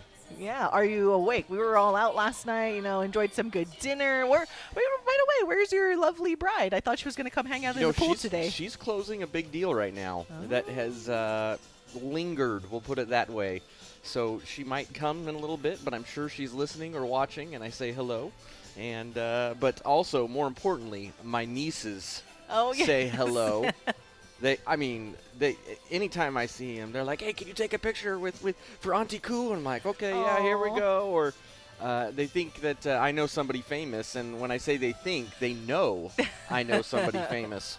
Oh, I love them so much. Hello, if they're listening, the nieces, aloha. Hope you guys are doing good. And I hope you're in school. Oh, yeah, that's true. That's hope true. they're in school. You're not supposed to be watching right now. That's true. They'll watch it back on demand. Yes, Yeah, absolutely. there we go. There we go. Because they're going to be the future sports broadcast Yes, hosts, they you are. know? That's Yes, what they we're going are. to do. We need more of the women in sports radio or sports talk Amen. radio. Amen. Anyways, all right, Casey. Well, we haven't had you on in a while. And, you know, for maybe all of the listeners that are hearing you for the first time, just give us. For who are listening to me, I'm sorry that you do have to listen to me. I work for Athletics Admin, which is a group of sports consultants that we work with, you know, as of right now, a little over a dozen schools doing various projects from apparel contracts to doing a head coaching women's search for USC Upstate, which is a Division I school in South Carolina, as well as revenue generating opportunities. Sometimes these schools just come and say, hey, we have some assets, but we're just not sure how to market it or generate revenue off of it. So it's a little bit of a one-stop shop in terms of the work, because every school is different. What works in Manoa doesn't necessarily work in Romeoville, Illinois, or even, you know, Vermilion, South Dakota, and you name it, Flagstaff, Arizona. Everything's a little bit different. So with our team, we come in, we try to answer the questions that are very difficult to answer. And most of the time, 9 out of 10 times we answer it. That one time out of 10, we just blame the school. So it's all good. Yeah. I know one of the things that a lot of Hawaii fans appreciated when you guys at University of Hawaii was a lot of the jersey auctions. That's right. Yeah. I wore the team for Surf City that went up to auction. I just wore that jersey for the first time at the game. So many compliments about it, and I have to give a shout out to our friend Kaipo, because he was the one that bid on multiple jerseys that time. I was trying to bid for the number that I was going for, and it got a little too much out of my price range, but I'm glad that all that money went back to the program itself. But no, that was a huge undertaking and a fun project that I know a lot of fans had in contributing to the design, of course, and then being able to take advantage of not only buying that one, but also the other jerseys that were made available. So I know you won't brag about that, so that's why I wanted to brag about that for you. Thank you. It was a team effort there, and you know, I think the biggest thing of that is it got the Hawaii brand out, and Hawaii's brand is second to none. There are only a few schools that can kind of state those superlatives of truly being the only D1 school in the state. I mean, again, there are not too many schools, especially at the FBS level, that can claim that, and it's very unique, and there's so many assets and opportunities, and I think the biggest thing in all of that, you know, yes, the jerseys were awesome, especially Surf City. I mean, that kudos to, I think his name was Kyle, not this Kyle. You know, we're still friends though, right? Oh, okay, yes, okay, of course. wonderful. You know, I think the biggest thing there is there were folks who looked into the University of Hawaii from that project from, I think it was like 38 states, 4 or 5 countries submitted, and I think that's more of the brain. Where was this jersey? I want this jersey. I was like, sorry, it's one of a kind there. And the number that our friend Kaipo got and he gave to me was 99, and obviously it's no one's actual number. So now though, when everyone asks me, he's like, what's 99? I got 99 problems, but you know, hopefully the basketball team won't be one. There we go. Hey, they're on brand. They're growing. It's a fun time of the year in the industry. It's a crossover season where, I mean, there's just games after games. Folks in the radio booth, their voices are getting a little dry because there's so many games back to back, but it's an exciting time of year for collegiate athletics. All right, we got to take our top of hour break, but we'll be back for hour number 3, and we already got questions that are texted in for you, Casey. No. So y'all, they miss you. So if you guys have a text, feel free to chime in at 808-888-KG1. That's 808-888-5481. Or you can chime in on the live YouTube chat. It seems to be doing pretty good, a lot better than the last 2 days on our YouTube live stream. But yes, thank you guys for tuning in. So we'll be back to continue our chat with KC Smurthwaite on the Hawaii Sports Radio Network.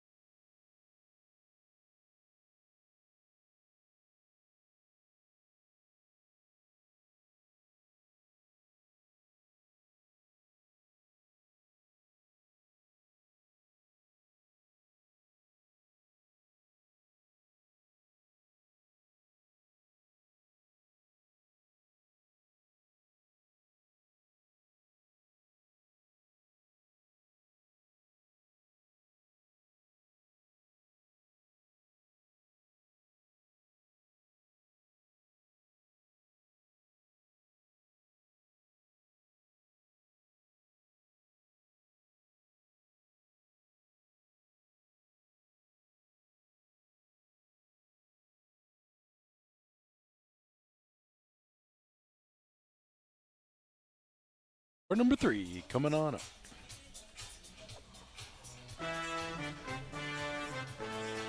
I'm switching it up. Yeah. This is Wake Up in the Den with Ku'ule Agbayani and Kyle Galdera, live from Stadium Swim at Circa Resort and Casino. Welcome back to Wake Up in the Den. Well, waking up in Las Vegas, Stadium Swim at the Circa Resort and Casino. Hanging out with us, yes, hour number 3. Once again, we are live, 7 a.m. Hawaii time, a special extended version of the show because we have a lot of great guests that are joining Kyle Galdera and myself here in the cabana in downtown Las Vegas at Circa Resort and Casino. And hanging out with us today, earlier we had Dan Rush from MGM Resorts International, and right now we have KC Smurthwaite, aka Uncle Kevin. You guys may be familiar with the name because he was helping out with the University of Hawaii when former AD Craig Angeles was here, and now he's continuing his collegiate sports. What is the word? Now I'm having a brain fart. Not advisory. Consultancy? Consultancy. You Thank can call it whatever you Oh want. my gosh. I'm like, right before I said it, I'm like, oh, wait, I was now trying I to just read your forgot eyes what it there. is. Good job. But yeah, I Casey's was right. ready for janitorial services. And I would have jumped right in. You'd have and been said, like, absolutely. totally. That's Yeah, what no, you yeah, do. it's great. You know, the cleaning toilets and putting up the signs, making sure that the youth of the nation don't switch men and women. You know, so we're working on that one. That's a one whole of our other spe- show right there. Yeah. But we are hanging out with Uncle Kevin, and some people already want to chime in and ask you about some questions. Again, very much in tune with things happening in collegiate athletics. But someone wanting to ask Casey, will the Mountain West Conference TV deal be Pac-12? I know that got announced a little bit. I think last week the Pac-12. So we'll attack the first one about the Yes. TV network. No, it's not. I hate to break it to folks that the Mountain West TV deal will not be better, because I'm assuming that they use the word better as in more money. It won't be. But what it will be better in, there's pros and cons, is I think it's going to give more money. In fact, I would put money, since we're in Vegas, I would put money down on that it's going to be an improvement over the last TV deal for a couple of reasons. One, TV deals just don't go backwards. As much as our friends in the formerly Pac-12 and the newly formed Pac-12 want to say, oh, well, they lost all these values, they lost the TV market size. Well, yeah, I'm sure the Big Ten was really concerned with the 83rd biggest market size of Eugene. I'm sure that realignment's not about TV market size anymore. Right now it's about content and to an extent brand. And I think with both of those things combined, they're still strong brands. Yes, it helps, especially with the addition of Northern Illinois and Hawaii full-time. There is extreme value in those programs, and I think that there's going to be some opportunities and flexibility for the Mountain West to improve. I think the Pac-12 will have a couple million more. I also think that they're going to be paying a little bit more in some other fees. We'll leave that at that. To the Mountain West, spoiler alert, it's going to settle probably between a 40 and a 60% split. That's just what the standard quote is. They're going to split at that 40 to 60% range. So, long story short, better, no, but there are financial flexibility that's going to allow the Mountain West to be in a great position to keep moving forward, keep building on an already great brand. I think it's going to be a really good football conference. I think low-key basketball aspect, especially with the resurgence, I think, of Hawaii basketball and investments in, UC Davis just announced a $250 million plus, Aggie Ascent. Schools are now reinvesting that are coming in from UTEP, UC Davis, and all that in Northern Illinois in football. So I think there's going to be some wins. It's kind of sad with what's happening. I'm kind of a little bit of a traditionalist with the Pac-12, the OG days, but those days are gone. The landscape's changing, but the Mountain West is in a good spot. And you kind of touched on it there, and I wanted to ask a little bit more. I know there's only so much you can elaborate on, but mainly with that, the settlement with the poaching fees and everything like that between the Pac-12 and the Mountain West. I know Paul and I were very adamant about, the Pac-12 and those teams that are defecting or leaving the Mountain West to go to the Pac-12, everyone signed on the dotted line essentially, right? Like with the scheduling alignment, it's like, hey, don't poach our team, sign here. They did. It came out that some of the teams like Utah State, where their AD was having these meetings with the Pac-12 on the dotted line, right? No one was like holding their hand tied, blah, blah, blah. Like, why is it that the Pac-12 actually has a case in being able to fight the fact that all of these poaching fees and whatever, because they signed for it?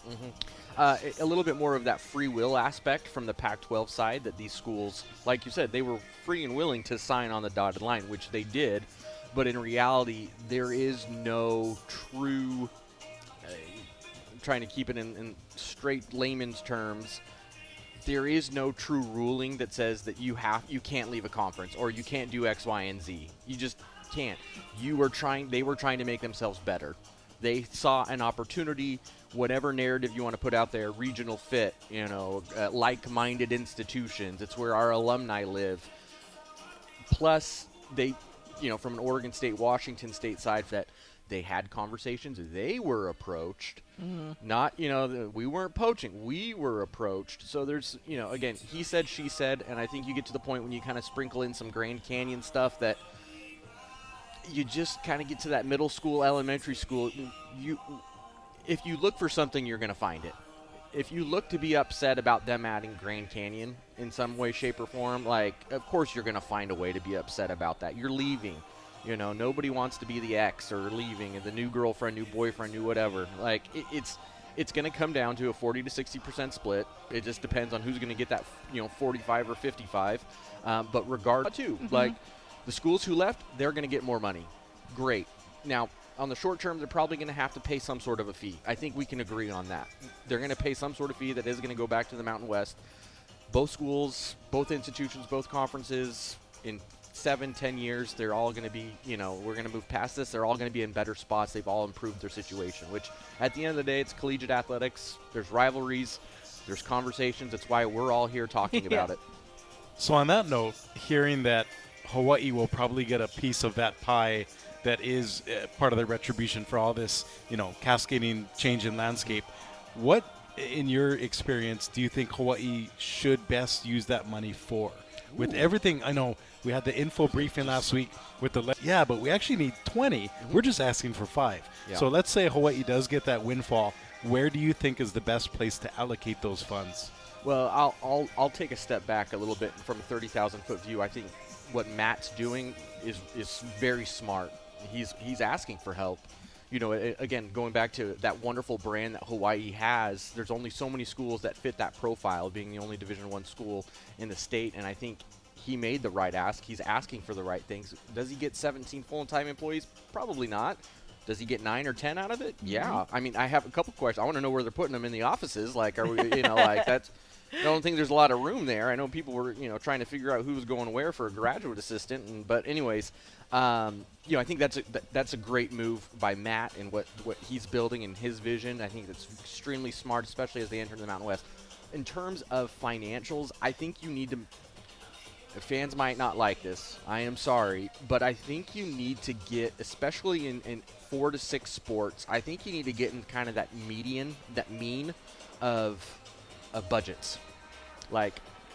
Don't expand, reinforce the infrastructure. Diego State, Fresno State going to the Pac-12, but even like a UNLV, Air Force, New Mexico,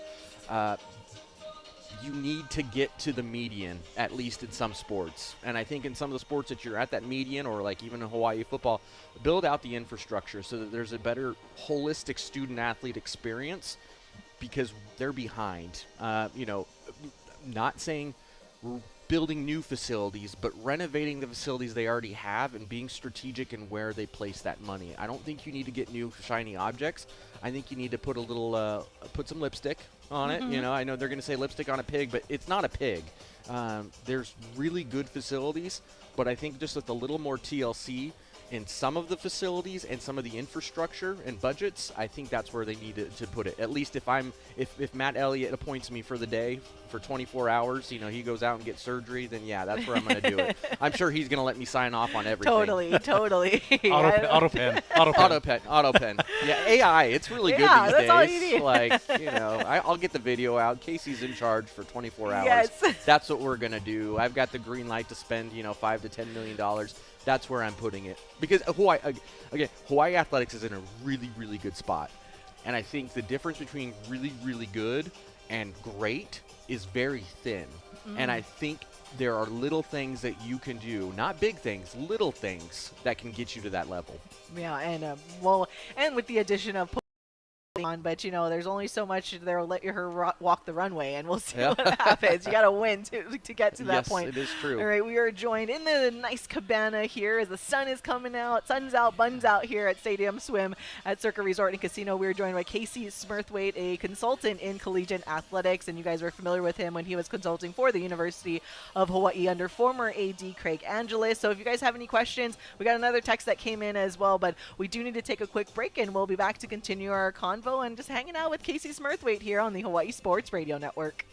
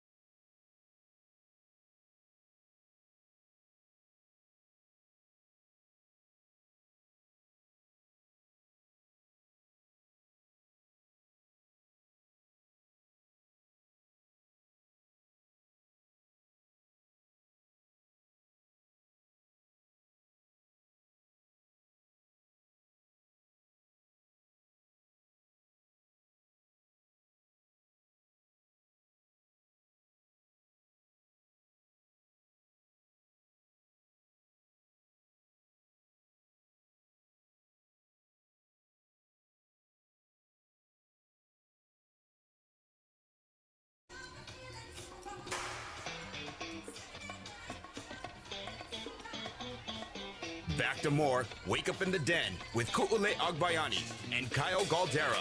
Live from the 9th Island on the Hawaii Sports Radio Network, 95.1 FM and AM 760. And streaming live on hawaiisportsradio.com.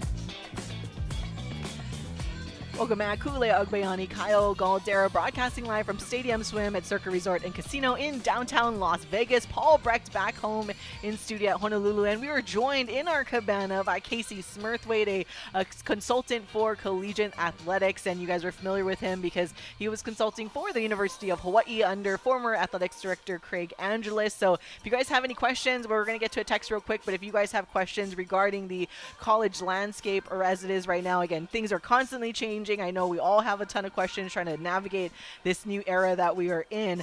Feel free to text in at 808-888-KGU1. That's 808-888-5481. We were talking about the media rights deals earlier, right? We're still awaiting the Mountain West deal. Pac-12 just kind of put another portion of their media rights deal. But someone texting in for UKC, is it the norm for the president/AD of the Pac-12 to sign NDAs to not discuss their TV deal? Why was it done?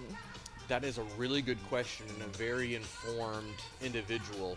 Well, I'm going to adjust my mic here. That is a very good question, and that person is on the ball, because that started to come out, I think, this morning or late last night. I think Chris Murray, the Reno Gazette Journal, posed that question. Yes, it is normal to sign those type of deals, NDAs, now with the caveat of that's going to get out. And I think what Chris Murray does really well and poses it, and I think in the article that I read, is he brings up the talk about exposure. They're going to set their own times. Not sold on that, because so many things can happen in preseason polls, and if you're setting time, that's another story. I think that's a miss. Now I'm going to end that there. But that's the part that I think everybody's kind of questioning. Now, you can come and say, hey, we just want to keep it quiet. It might impact the settlement and the lawsuits. I don't buy that, because as of right now, the Pac-12 needs a lot of social wins and brand wins. And if it is a good number, if not a great number, wouldn't you want to celebrate that to show that you're in a better spot? Like, I mean, we're talking about dating, earlier, like, at least in my mind, when you have the ex-girlfriend, the girlfriend, boyfriend, whatever, you got your new lover. Yeah. I mean, don't you want to kind of promote it a little bit? You're excited. Show him or her off a little bit and be like, look at this. I did better than you. Exactly. Like, there's a little bit of that rivalry aspect. And, you see those movies, those rom-coms. Man, I'm really on, like, it's like, I'm ready for, like. It's because we're in Las Vegas. I know. Just the love is in the air. I'm feeling the aloha spirit with Koo and Kyle. And sorry, Paul, I'm sure you're listening in. Bless your heart.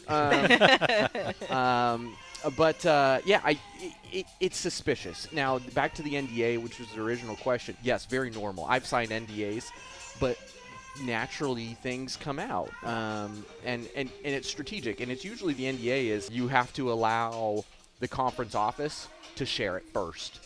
Like, there might be some clauses in there, or like kind of a rollout strategy, and then when that's there, like, your green light, you can talk about whatever when it's past due. But that's the part which I think Chris brings up, and I noticed early on, is they're just not talking about it as much. And again, maybe this is a different strategy, some new traditions, new strategies for PR and communication. I don't necessarily agree with it, but I will trust that there's some very smart people in the Pac-12 office and headquarters that's their plan, that's their rollout.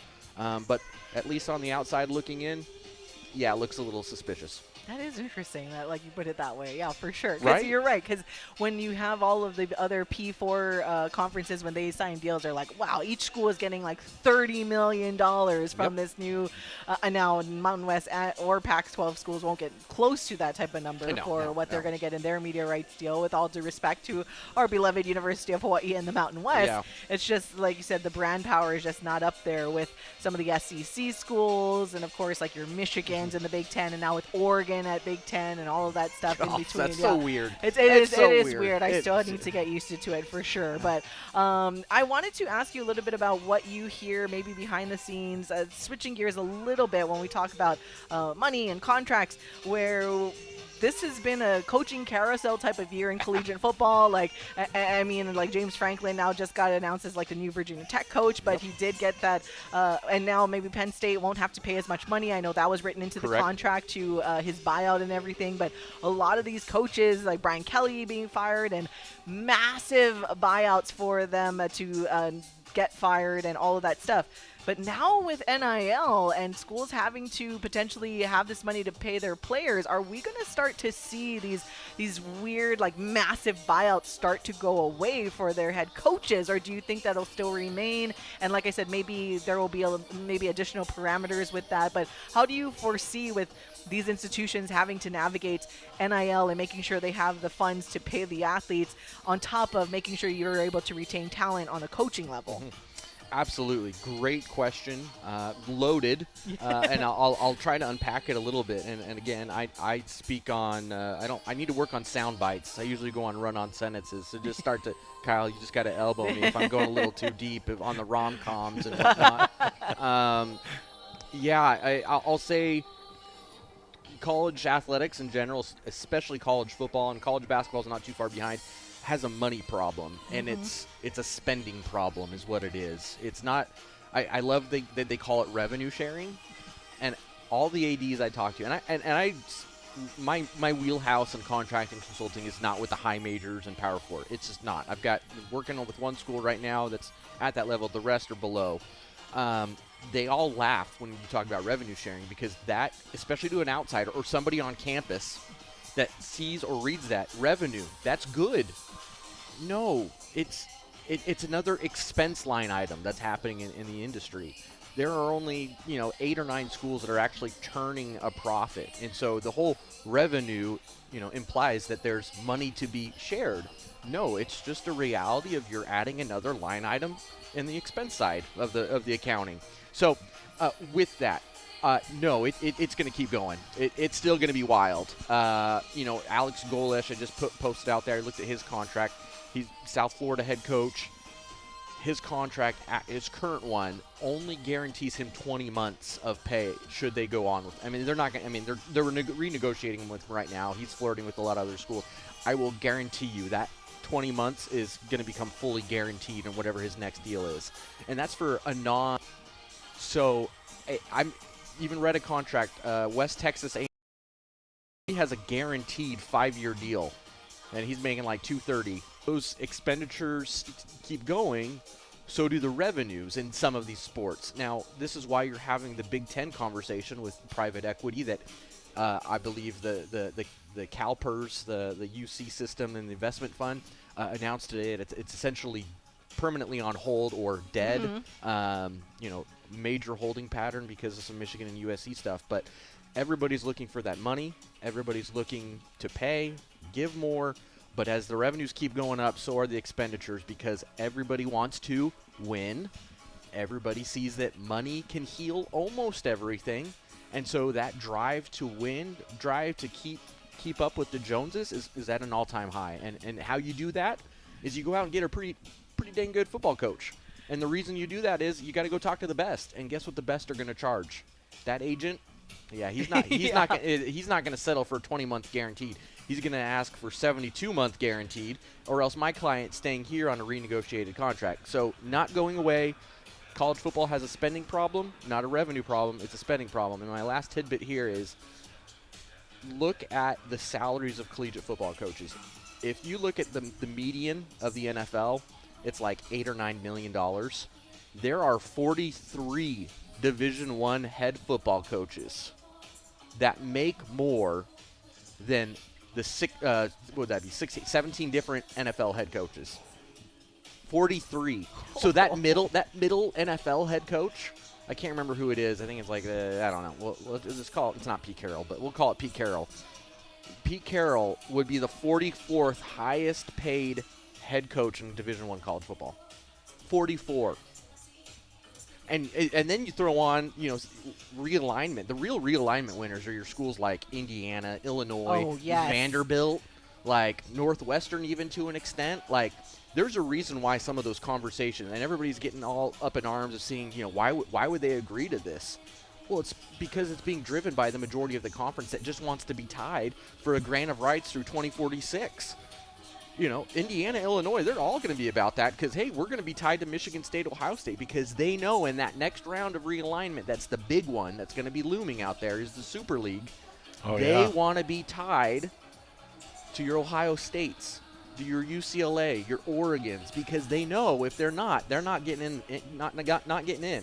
So that's why some of these conversations you need to look through a different lens. You got to look at the bottom tier of that conference. Yeah, hey, we'll sign up to be through 2046. But that's the aspect that we're here. It is a spending problem that they have. And when you, just to kind of go off of that some more too, and your point about the NFL and the NFL coaches, where in the NFL, these are millionaire, billionaire owners that have money that they make elsewhere so they can spend it how they please or not spend it and invest in like facilities and whatnot. But these colleges, a lot of them are public institutions that when we talk about the University of Hawaii, they ask for the $5 million from the legislature to go to NIL, right? Like, I think that's the most fascinating thing of what schools are dealing with, considering that they aren't funded by, now we talked about private equity that is on hold, but there was discussions, but for the most part, you don't have a $1 billion like worth owner to try to invest in these teams. And it's been very interesting and somewhat stressful, especially at the University of Hawaii, to try to navigate like how to get more and more money when you're asking, you're a public institution. Now private is a little bit different, and then your Ohio States that just are one of the few that operate, you know, at a net positive. Yeah, right? a different like, world. That's just they're in Disneyland. Yeah. There's only a handful of schools that operate in the green. Like, let's just be honest here. But yeah, how has that been like kind of watching all of this unfold for you that has been in college athletics for so long, and like how these other schools are trying to navigate when they were before it was just trying to at least not lose that much money. Yeah. Just your basic operational costs. Correct. And paying your coaches. But now it's like the floodgates are open and everyone's trying not to drown and figure this out, because again, you can't get infused by some $1 billion owner that is already fine and living well with his other companies that are like making himself continue to get rich on other things. It's And a then write-off. Yeah, it's exactly. a write-off for them. So Like, that's it. What has that been like from like your perspective and just seeing how this happens and like diving deep into, without, obviously you can't give away too much about specific institutions. NDAs. But just from afar and being in, working so closely in this type of space in collegiate athletics, what has that kind of been like for you to see some of these schools that are really trying to fight for their life here and fight for the wins? It's very depressing.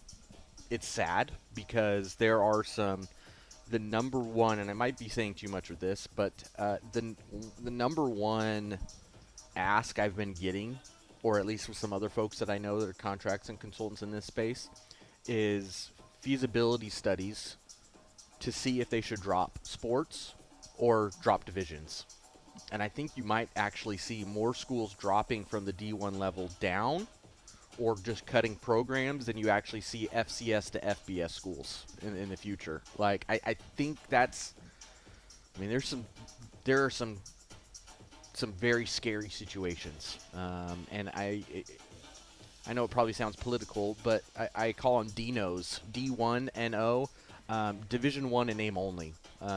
They don't operate nor have the budgets to be a true Division 1 athletic experience. Now, some schools do need to drop down. I'll say that because you're, selling them on this wonderful vision, but it is very sad because there's some really cool institutions that just can't keep up, that regionally make sense to stay in a conference, but they can't afford it. But they're putting the institution, the actual academic higher education mission at stake and in the crossfires. And so on that side of it, you flip over, it's good that they're actually having these conversations, that athletic directors and presidents are now, breaking bread, and it's just not athletics saying, hey, we need more money. Yeah. It's, hey, what are we doing here? What are we trying to accomplish? And some ADs are going to fight it because they want to be Division I, and there's some ADs I've spoken to that they're fine if they drop down because they know they can compete and they can give a better not world class, but a high-level experience to these student athletes that are coming to play a sport, and they're not getting, everything that they were build out to be D1. So I think that it's sad, but there's really good conversations happening. It goes back to it's a spending problem. It's a spending problem. You're gonna run some of these small schools out of business, or even I worry about Sac State, on some of the stuff they're doing. Like, it's crazy what people forget, and whether you like it or not, this is the part that kind of gets at me. They announced all of these hundreds of millions of dollars in investments and fundraising and pledges, and in the same week, this has happened twice after a major fundraising announcements or initiatives. In the same week, twice, they've announced cuts to the academic side of campus, like $50-60 million, and people have lost jobs. And you got to remember, these are academic institutions, higher education. They're not there to play sports. As much as we want to say it, that is a vehicle for them to get an education, change their lives, because only less than 1% are going to go pro in that sport. And I think that's the sad part, but there are some tough conversations that are good conversations that are happening around the country. And that's the irony, because usually sports is basically a marketing vehicle to get people to come to the school and then be academic. So when you're having sports eat away at the academic side, it's almost counterintuitive. Yeah, and I think from a marketing standpoint, you nailed it on the head, Kyle, is the number one marketing tool, in my opinion, for, and there's been studies out there, and of course there's always another study that says it's wrong, but, you know, it was like 7 out of 10 media notifications or media references of a school are for one of their sports teams, softball, football, basketball, you name it. So 7 out of 10. So to me, that tells me any of those references are based around sports 7 out of 10 times. And because of that, you know, the other 3 times is, yeah, there's something happened at the university or a great research study. But it is the number one marketing tool for a campus. People see it, you have opportunities, and I love telling, you know, the art student that comes after me and says, hey, you know, why is athletics getting all this money, X, Y, and Z? Well, you know, how many times does, you know, your Count of Monte Cristo musical, you know, drive 35,000 people 6 or 7 times a year? Or what about basketball that gets 5,000 to 6,000 people, alumni, coming back? They don't come back to campus for that musical, my friend. Like, I love the Count of Monte Cristo. That's my favorite movie. It's a great musical. Oliver, you know, Sound of Music, whatever. They aren't coming back for that. And it can be a great marketing tool if utilized correctly. And right now, a lot of institutions aren't utilizing it correctly. Yeah, and just to go on that, I know we got to take a break, but when we think about like our friends at HPU, and I feel like they kind of institutional-wise and marketing-wise, they kind of didn't do the best that they could have with that win that they had against Boise State. Now, the program itself, the HPU men's basketball program, they were going all out. They were eating it up on social media, selling merchandise, which was awesome. And like Jesse Nakanishi and his crew over there do such an amazing job. But I was just kind of scratching my head a little bit as, man, we're just kind of like the institution capitalizing on that, where it kind of throws you off guard. Like, oh, what are we supposed to do when like this biggest upset of the college basketball season up to that point has just happened? Right? Like, and that's where the interest comes to your school. People look it up like, wow, what is HO? There's a school called Hawaii Pacific. What do they have there? Oh, wow, maybe I'm interested in going out there as well. And that's why sports does help and using as that marketing tool. We're joined by KC Smurthwaite here in the cabana at Stadium Swim at Circa Resort and Casino. He's a consultant for collegiate athletics, and used to be working with the University of Hawaii under former athletics director Craig Angeles. But we do need to take a break, so we'll be right back to continue our convo with Casey, or AKA Uncle Kevin, of course, on the Hawaii Sports Radio Network.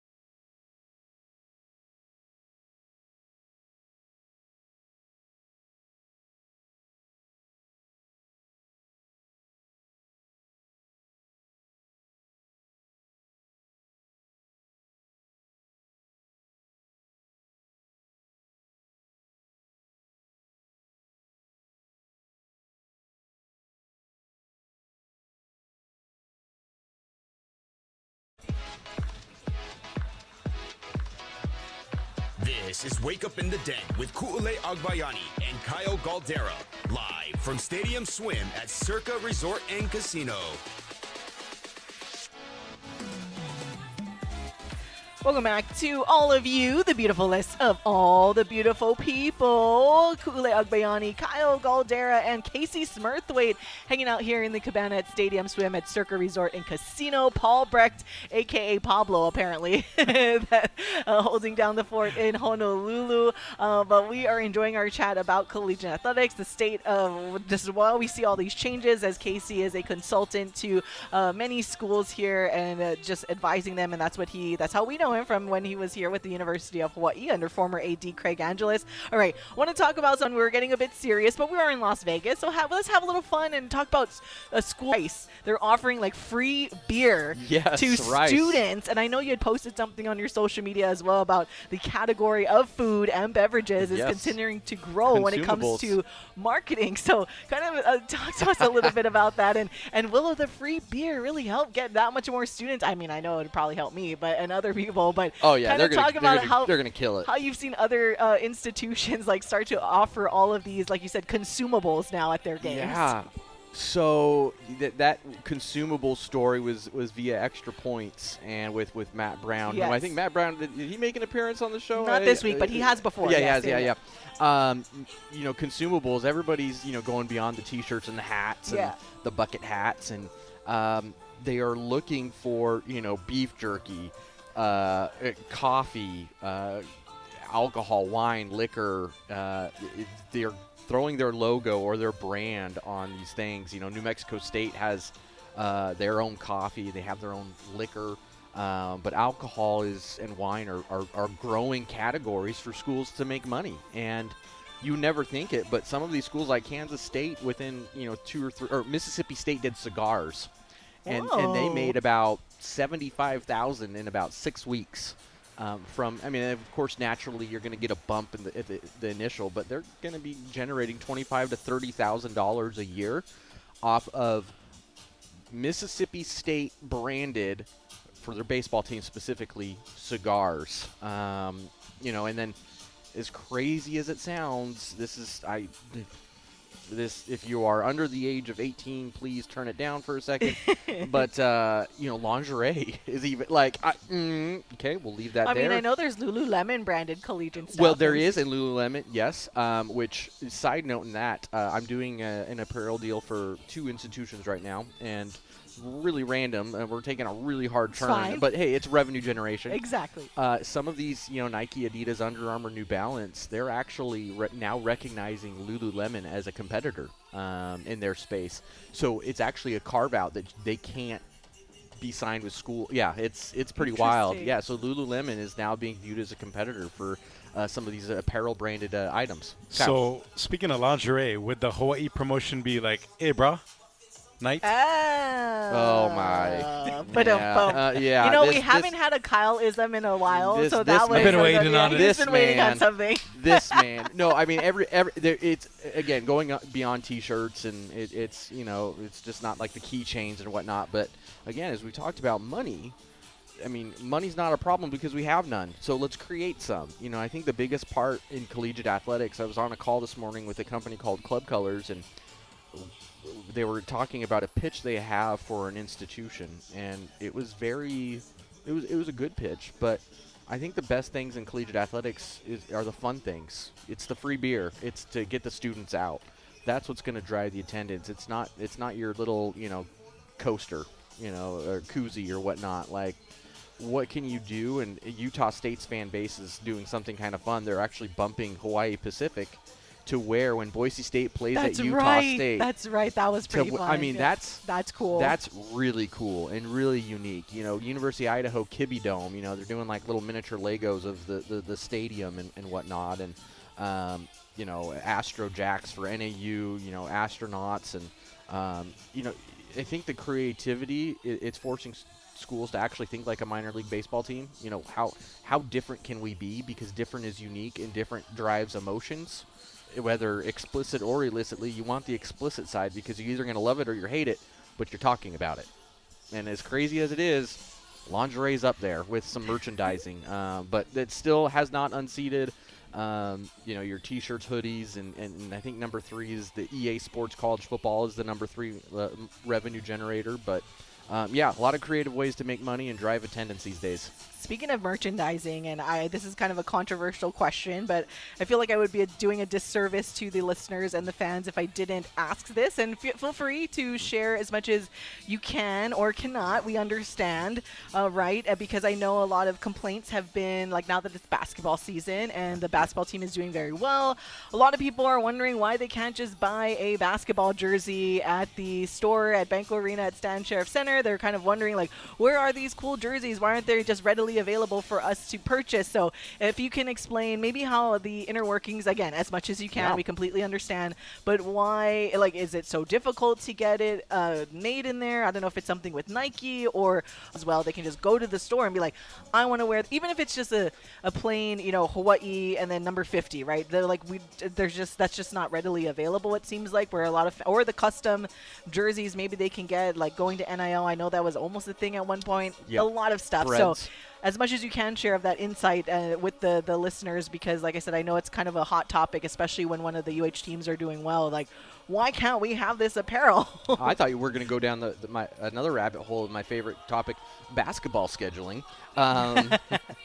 But from the jersey standpoint and access to what the team wears, it's a couple of reasons, and it varies. Again, spoiler, varies from institution and varies from New Balance to Under Armour, Adidas to Nike, and even those big four right there. And I know you're probably thinking, four, you mentioned New Balance. They are dumping some money into, their offers they're getting up there. They're throwing some good cash around.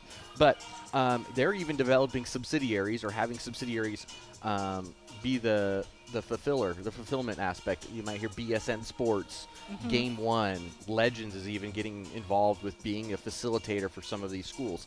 Hawaii is one of them. They're with BSN, through Nike. Now, it's a partnership. Now, with that, let me go back to the original question.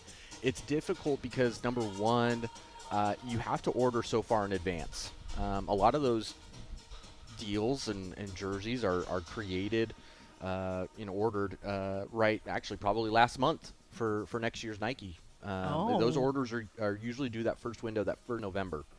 So now with that, you also, now if they're from Adidas, Nike, Under Armour, New Balance, please turn this off. There are ways around that. You just have to force a communication between the bookstore, the athletics department, trademark and licensing. Sometimes the latter two are one and the same.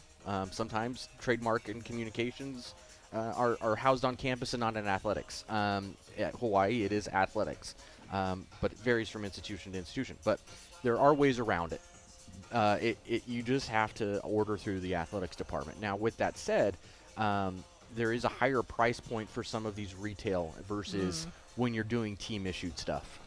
Like, you can't do the sideline gear for Nike or Nike Elite. Sometimes it's not available for retail. You just can't. It has to be made only for the coaches, and that's not even made available to bookstores until usually about a year after it cycles out. Then it becomes more of the norm. The other aspect of it is inventory. Bookstores often they eat what they kill, depending on how that revenue situation is set up. So if they're sitting on inventory, they're not going to buy new inventory until the other stuff sells out or a new fiscal year starts. So to that extent, it's possible, but it is a little tricky. But again, it's very doable, but it is difficult because you have to communicate, and it takes a lot of planning. And in that planning, you also see that the athletics department might be only getting 8 or 9, 10% of the actual cost, or vice versa to the bookstore. So sometimes it's not really worth it to buy something at such a high price point, and really when your margins are only 8 to 10% that are coming back to you, it doesn't really make sense. You'd rather take that money and put it elsewhere. Couldn't somebody like Hawaii, though, and if they're working with Nike, set up a deal with Nike where Nike has a website, let's say HawaiiBasketball.com, just throwing it out there, And if Ku'ule wants to buy a jersey, she goes, buys the jersey, it gets shipped to her, it has Hawaii on it, and like you said, 10, 15, 20% would then go back to Hawaii. No inventory needed. Are there some kind of creative avenues to do that? Those are called pop shops or pop-up shops. It would be set up through BSN. Nike doesn't really do that unless you're one of like 24 schools. Like a big time. I can't remember what they call like a marketing program school. There's a word for it, but it would be through BSN, and BSN does it all the time. And in fact, it's widely available. You have, I think, the 10 to 12 options you can set up. It's a pop-up shop that's open for 2 to 3 weeks, and they handle the inventory. You do, for the most part, have some minimums that need to be sold, or else the university or the athletics department gets charged if they don't sell. So there is a little bit of a risk from an athletics department standpoint. However, if you have the right logo or design, and I say this to schools all the time, like, I'm just going to say it, USC Upstate, we're working on a program, because nobody from Spartanburg, South Carolina, actually somebody from South Carolina might watch this, but we're going to unveil an alternate identity. And that alternate identity, we want, like, in an aspect, we want fans to show up to the game wearing that gear. So we're going to do and try to make it available before the game. So at the game, they're wearing this alternate identity. We look up in the crowd, and there's people sitting there with that gear. Northern Arizona did this really well with the Astrojacks last year. They had it available all in the bookstore, what the coaches were going to wear, what the players were going to be warming up in. But they meet once a month with their campus, and I'm sure Hawaii does too, and they talk about this. What's going to be in the bookstore? What are the coaches going to be wearing? It just takes a little bit of planning. But, yeah, they throw up a pop shop.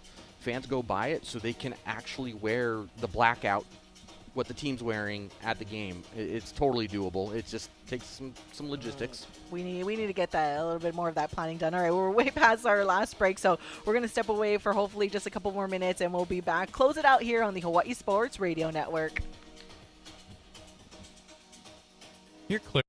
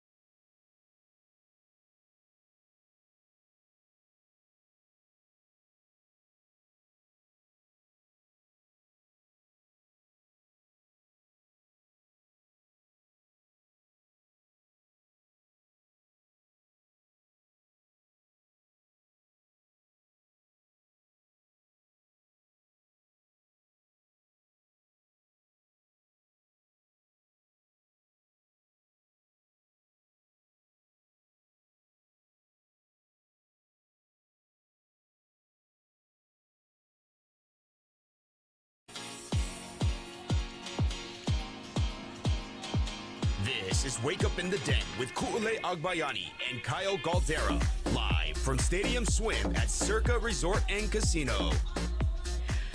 Ku'ule Agbayani, Kyle Galdera, and KC Smurthwaite, a.k.a. Uncle Kevin, hanging out here at Stadium Swim in the Cabana at Circa Resort and Casino. The sun is really coming in, and the heat has started to come in here. Ooh. I think they should make the pool nice and cold this time because it's getting quite warm here. Like, I have my sweater on, and, man, wish I had the swimsuit underneath. But we only have just a few more minutes left. So, Casey, I just want to kind of give you the floor on maybe sharing some stuff that you think our listeners and that you can share as always. Let me preface that. I don't know. Let's dive in here. Let's do the full peek behind the curtain. We only have a few minutes, so what is a nice little nugget of information that you want to leave our listeners with today?